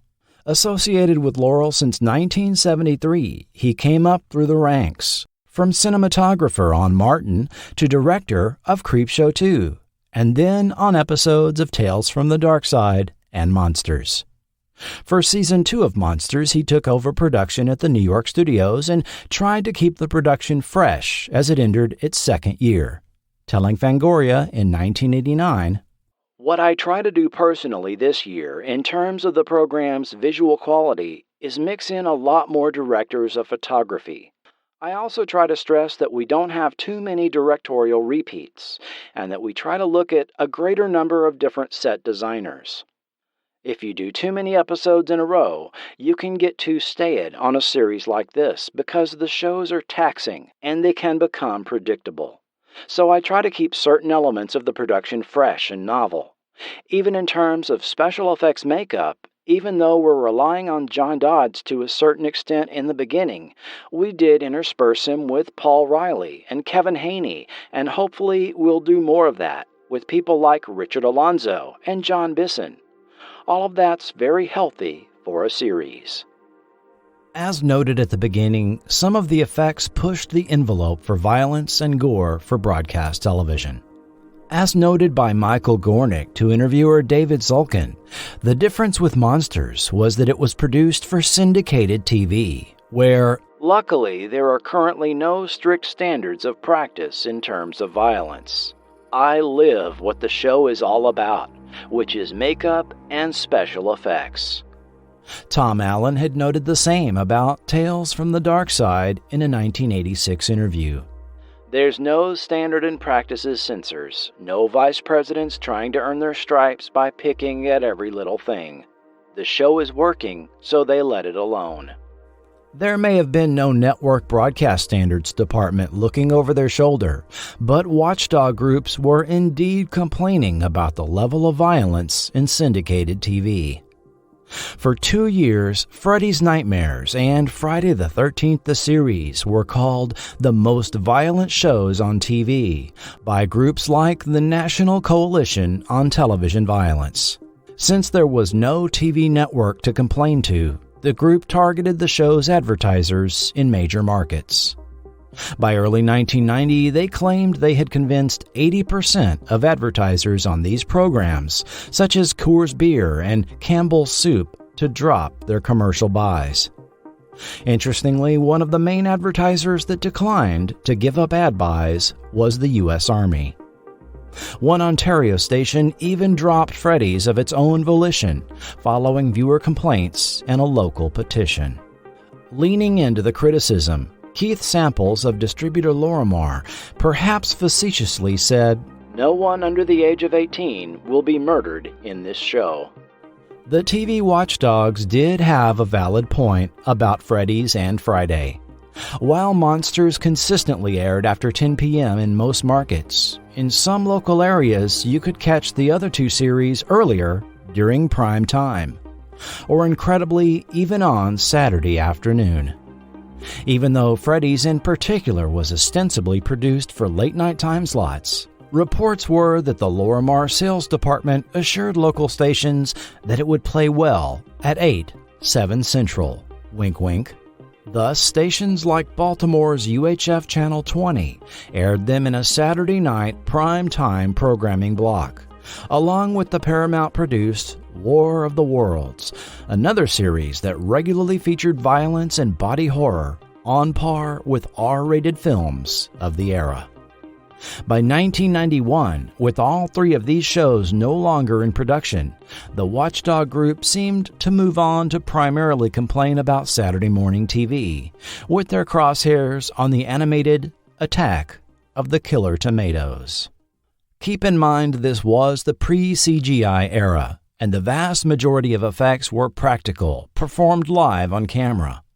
While a few episodes used stop-motion or video effects done in post-production, the non-humanoid creatures of Monsters were largely the physical creations of talented special effects artists, using materials like latex, clay, or foam rubber, manipulated with wires, air bladders, or the hidden hands of effects crew.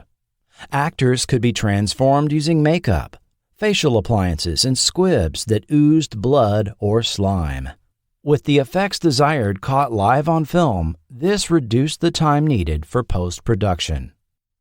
Like other syndicated series at the time, Monsters was filmed in 16mm instead of 35mm for budgetary concerns, but took advantage of new technology to edit digitally. Ever since Robert W. Paul edited 2 shots together for the comedy short Come Along, Do! In 1898, film editing had involved the physical cutting and splicing of film. The practice of film editing gave rise to the non-linear order of scene filming, allowing production and logistical considerations to determine the order in which scenes are filmed. Digital editing systems released in the mid-'80s then added the capability of non-linear film editing. In 1985, UK-based Quantel released the Harry, the first all-digital video editing and effects compositing system. Using a hard drive array, the Harry produced a display representing 3 vertical film strips.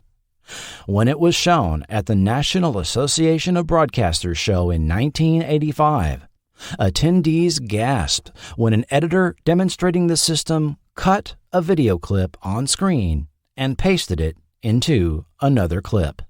Editing would never be the same.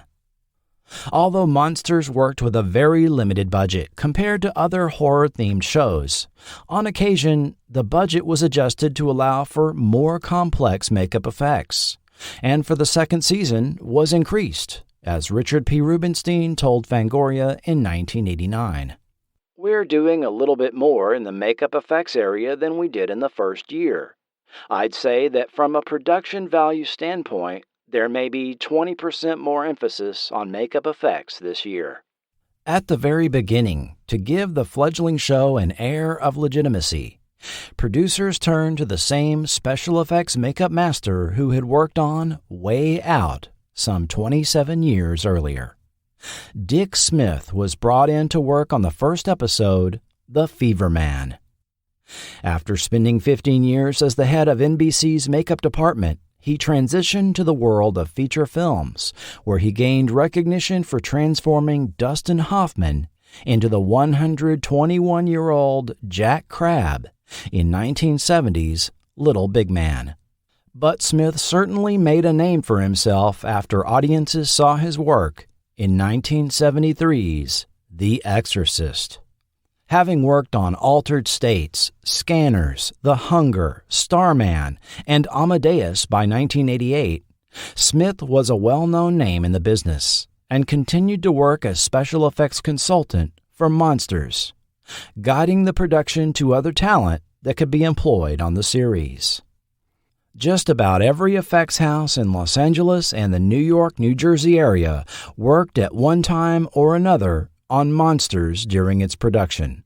Thus, over 50 makeup effects artists were employed over the course of the series, several of them newcomers to the field, learning the business in a world of increasing demand for special effects. These included Chris Bingham, who went on to feature films and makeup department head for Rescue Me; Colin Penman, later of the Saw films and high-profile TV like The Strain, Star Trek Discovery, and American Gods; Judy Chen, later key makeup artist for Sex and the City and a slew of feature films; Vincent Schicchi, later key makeup artist for the Amazing Spider-Man films, Elementary, Forever, and Nurse Jackie; and Michael Burnett. Burnett began his career working in Rick Baker's Creature Shop, learning his craft as an assistant on films like My Science Project, Gorillas in the Mist, and Harry and the Hendersons. Like many creatives, his interest in filmmaking started with an 8mm movie camera at age 9, as he related to Fangoria's Steve Biodrowski. "My friends and I made a little movie with a Don Post Frankenstein mask.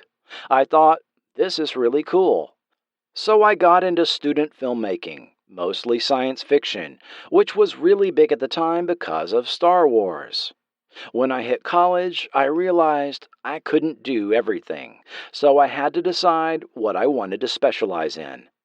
Makeup seemed to be what I liked best, so I decided to pursue that professionally." He actually ended up quitting school and went to work full-time for Rick Baker. Then he struck out on his own, forming his own makeup effects house. His first stint as the key makeup effects creator on a film was 1988's Twice Dead.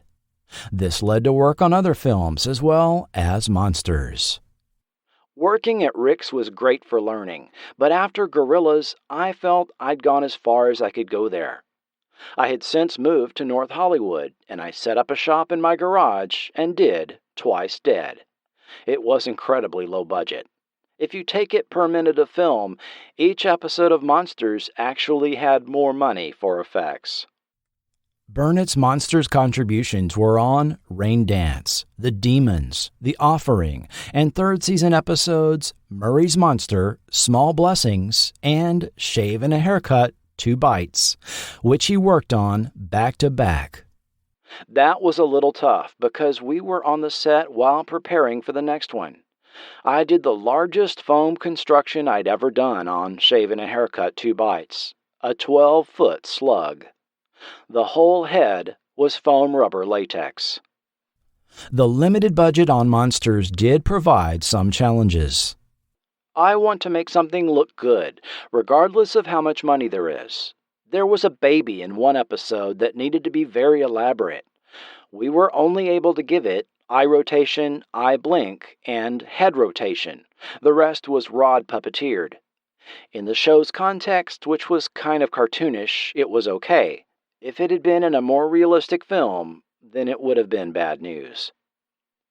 Following Monsters, Burnett produced a series of how-to videos on makeup effects and started selling kits for aspiring artists to make their own creations. He's worked on Universal Soldier, Star Trek Enterprise, and Nemesis, The Chronicles of Riddick, and other films. Burnett has designed and run the makeup effects for Universal Studios' Halloween Horror Nights 17 times, and now works for Fright Night Studios, who specializes in providing effects for films and theme parks. FX wizard John Dodds was heavily relied upon during Monsters' first 2 seasons. Dodds told the Memory Movies website, "I was 40 years old and had just finished taking Dick Smith's professional makeup course when Monsters went into production. Dick Smith recommended me for the Holly's House episode, which featured a killer doll. I was reliable and cheap, so they kept hiring me. Over 3 years, I supervised the effects for 18 episodes. Monsters was my first professional experience creating prosthetic makeup. I was used to low budgets, having grown up in the do-it-yourself world of Don Dohler-type ultra-low budget filmmaking." Dodd's first assignment was to bring to life Dick Smith's design for Holly the Killer Doll in Holly's House. 3 days later, he was called back to create a bee monster for New York Honey. For The Mother Instinct, Dodds had to put together 13 constructions, which included several 18-inch mechanical worms and a 12-foot-long mother creature constructed around an air conditioning duct.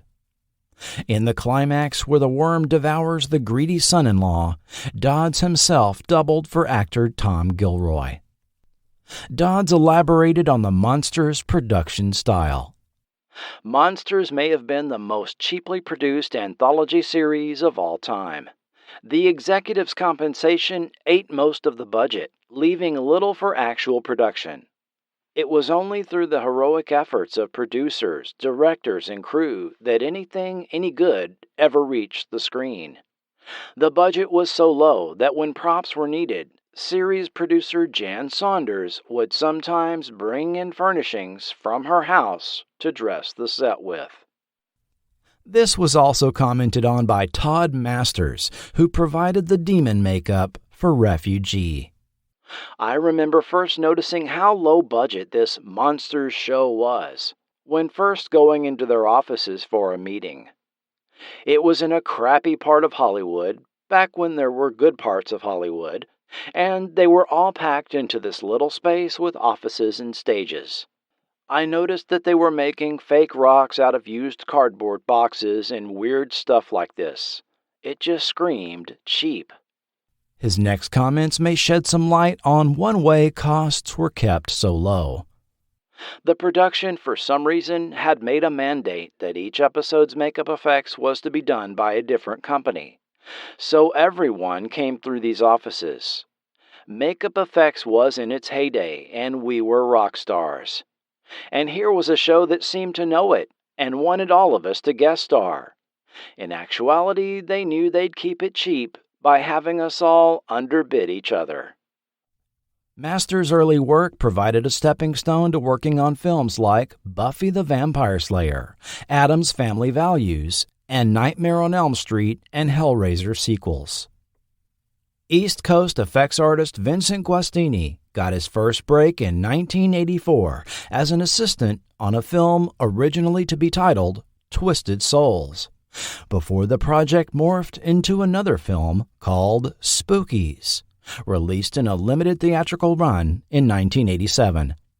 After a few more films, Guastini assisted John Dodds for much of the first season of Monsters. His first solo work on the show was transforming Chris Noth into the devil for first season's Satan in the Suburbs, followed by Parents from Space. Of the 7 episodes I found him specifically credited for, he says the kid-friendly Mr. Schlauber was the most complicated, as it had to convincingly mouth dialogue from actor Rockets Redglare and interact with young Robert Olivari. Guastini's crew of Vinny Schicchi, Anthony Panella, Louis Zadarian, and Joe Macchia worked overtime to get Mr. Schlauber ready over an unusual 2-month prep time ahead of filming. As he told Michael Gingold in 1990, "We have had a couple of breakdowns, which were really disappointing, because for weeks on end, after all the testing, it worked. And in all the medium shots, it worked.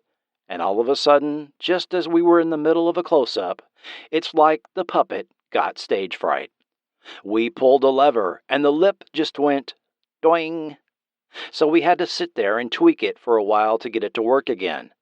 That's a problem with doing TV. If we couldn't fix it in 10 minutes, we'd have to go with whatever we had. With film, you can stop for an hour or so to fix it, or do pickups later, which you can't do with TV. Guastini has run his own effects company since he was 22, and post-Monsters provided effects for films such as The Last of the Mohicans, Super Mario Bros., and Requiem for a Dream.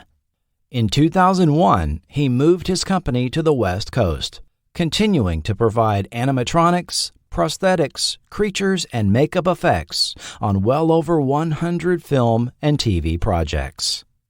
The makeup effects for that opening segment of Monsters were done by Carl Fullerton and Neil Martz. Fullerton has a near 50-year history in special makeup effects going back to the late 1970s. Like several others, his inspiration for going into the field was the work of Dick Smith, specifically on 1970s Little Big Man, as profiled in Life magazine. Out of college, he applied for a makeup apprenticeship with NBC. One of his earliest creations was the Conehead family for Saturday Night Live. By the mid-70s, Smith recommended him to Stan Winston for work on 1978's The Wiz. From there, he progressed to work on 80s classics Altered States, Wolfen, The Hunger, and the Friday the 13th films. He still works in the business, most recently on the Equalizer films with Denzel Washington. Neil Martz's credits go back to 1983's Spasms and Amityville 3D.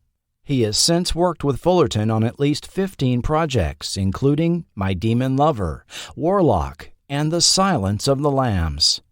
Martz is a talented sculptor whose work in bronze is award-winning, and his pieces have been used for commercial items such as busts of Elvis and John Wayne and historical figures for the Franklin Mint.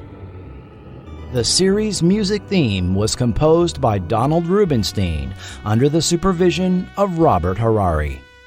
Robert Harari is a music producer and sound designer that has worked on multiple Grammy-nominated albums and has worked with Gregory Hines, Barbra Streisand, Spike Lee, and others on live productions and films. Donald Rubinstein is the brother of show creator Richard P. Rubinstein and composed music for feature films like George Romero's Martin, included in Mojo's list of the top 100 soundtracks of all time. Romero's Night Riders, Tales from the Darkside, the movie, as well as the original TV series that inspired the film.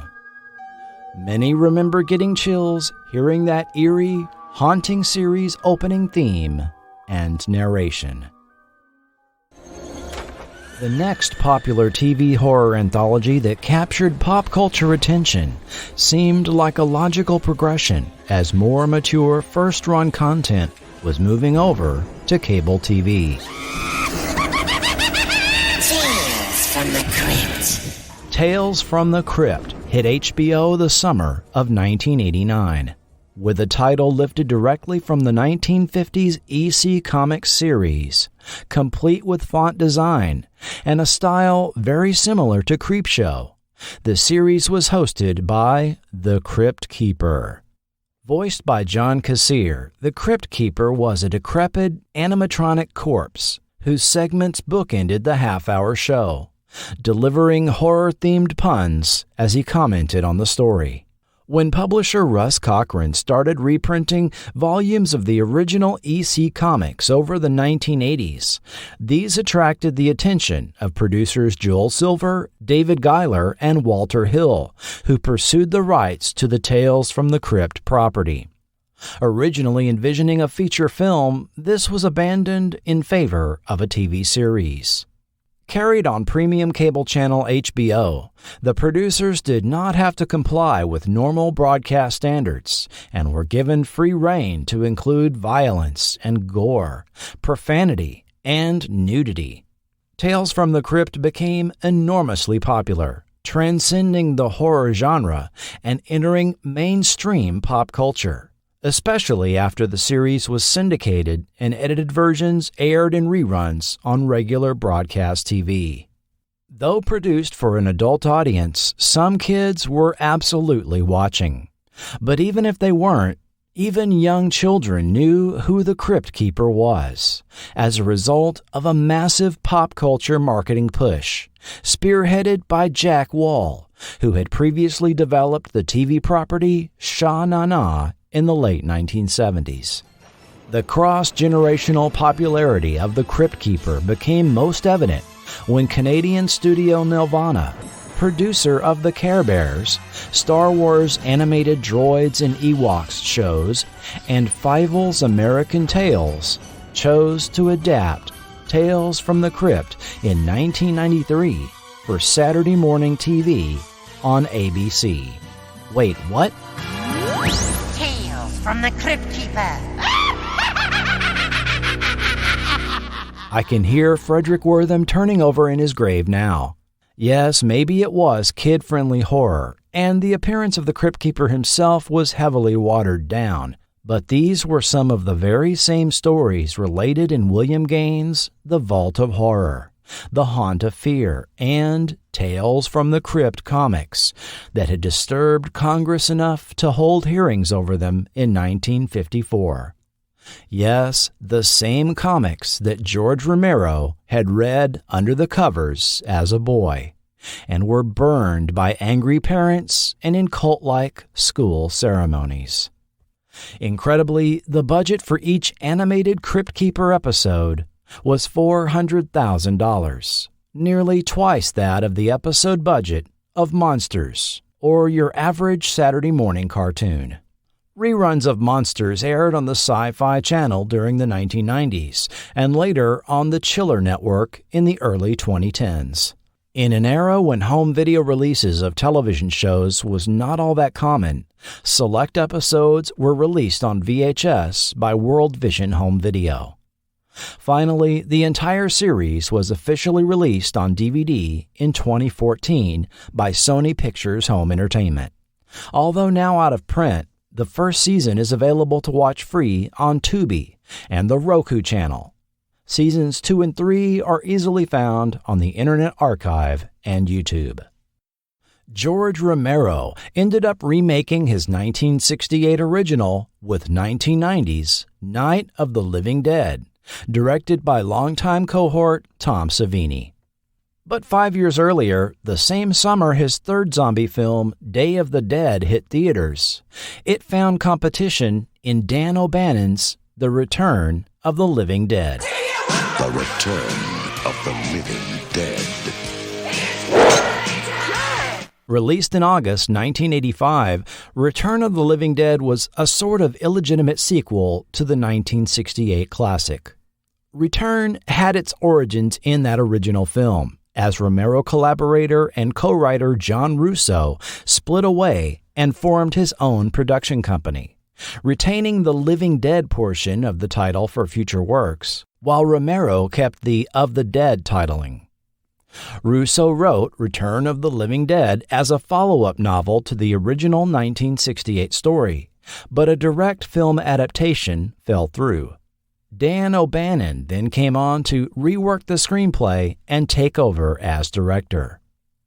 Adding a significant amount of humor and over-the-top gore, Return of the Living Dead was marketed as a punk rock zombie comedy and contributed the horror trope of zombies specifically desiring to eat brains, something that became so connected with the depiction of zombies in popular media that it made it into The Simpsons in 1992. Chapter 8, Let's Talk Zombies. If a zombie bites you, you become a zombie. You must walk the earth feeding on the brains of the living until the spell is broken. They're my family. Take me, take me.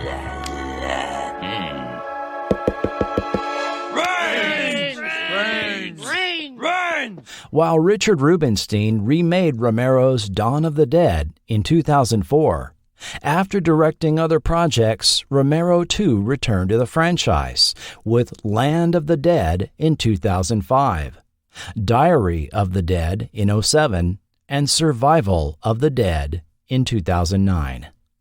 In 2017, George Romero died at age 77 after what was called a brief but aggressive battle with lung cancer. Often called the father of the modern movie zombie, Romero continues to influence pop culture with shows like The Walking Dead, Z Nation, and The Last of Us, as well as feature films such as Shaun of the Dead, Zombieland, and World War Z. Richard P. Rubenstein went on to produce several Stephen King projects throughout the 1990s, including Golden Years, The Stand, The Langoliers, and Thinner. In 2000, along with Mitchell Galen, they brought Frank Herbert's Dune, a TV miniseries adaptation of the original 1965 novel, to the Sci-Fi Channel, followed by Children of Dune in 2003. The Stand was also remade in 2020 for the then-named CBS All Access, and Rubenstein is credited as an executive producer on the recent big-budget Warner Brothers remake of Dune with Timothée Chalamet. Mitchell Galen was involved with an attempt to revive Tales from the Darkside in 2015 for the CW, along with Jerry Golod, producers Alex Kurtzman and Roberto Orci, and writer Joe Hill. Yes, the original weird kid from Creepshow. Joe's real last name is King, and you might have heard of his dad. Unfortunately, this revival never made it past the pilot stage. Galen did produce the supernatural drama Superstition for Sci-Fi and produced 2 episodes of the Shudder original series Creepshow, which has been running since 2019. Galen still has a couple of irons in the fire, one of which is another Stephen King adaptation. Dick Smith, nicknamed the Godfather of Makeup, in November 2011 was honored by the Motion Picture Academy with an honorary Oscar in a presentation conducted by Rick Baker in recognition of his life's work. He was the first makeup artist to ever be so honored. He died in 2014 at age 92. But his work carries on in the many makeup and visual effects artists he inspired during his life. Monsters, however, live on. From the creatures that lurk in the dark corners of our television screens, to the age-old legends that have haunted our cultural narratives for centuries, monsters continue to fascinate and scare us, offering a mirror through which we can explore ideas revolving around our fear of mortality. As long as curiosity about the unknown exists, so too will monsters. Remember, the dark side is always there, waiting for us to enter, waiting to enter us. Until next time, try to enjoy the daylight.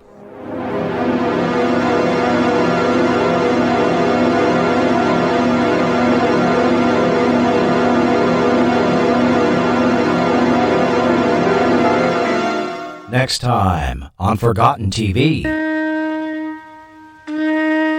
It may have been one of the oddest entries of 1970s live-action Saturday morning TV. For 19 weeks in 1974, third-season Star Trek producer Fred Freiberger and Hanna-Barbera brought a serious attempt at educational TV to ABC, as Burgess Meredith narrated the adventures of a family of primitive man during the Ice Age. They were fighting for survival in the savage, prehistoric world. Join me as we explore Korg, 70,000 BC. That's next time on Forgotten TV. Forgotten TV is an independent, listener-supported podcast and is now found on Spotify. You can even connect your Spotify and Patreon accounts and subscribe to the exclusive supporter podcast feed. Support the podcast through Patreon or PayPal, and you can become a producer of the show.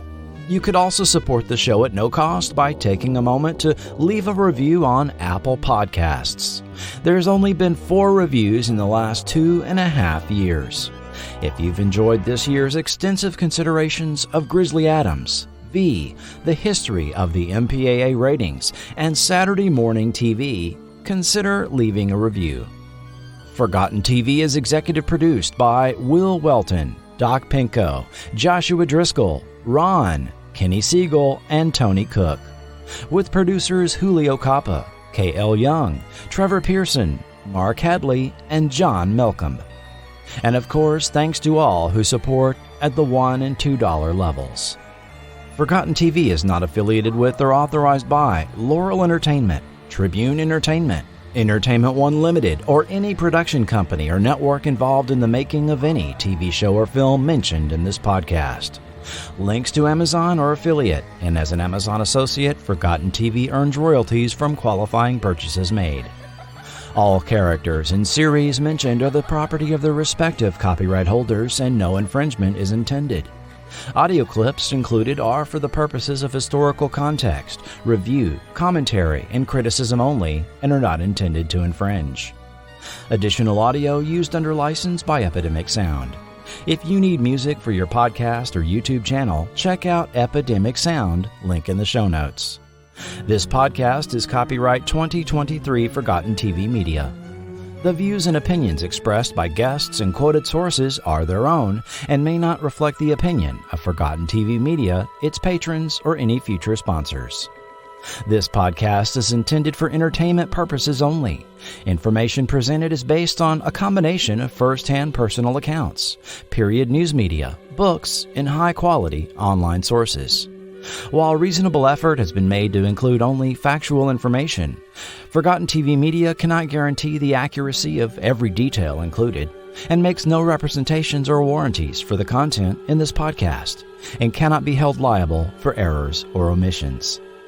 I'd like to take this opportunity to acknowledge the research of Tom Fallows, Nick Pinkerton, John Kenneth Muir, and the enigmatic DVD News Flash of the Memory Movies website.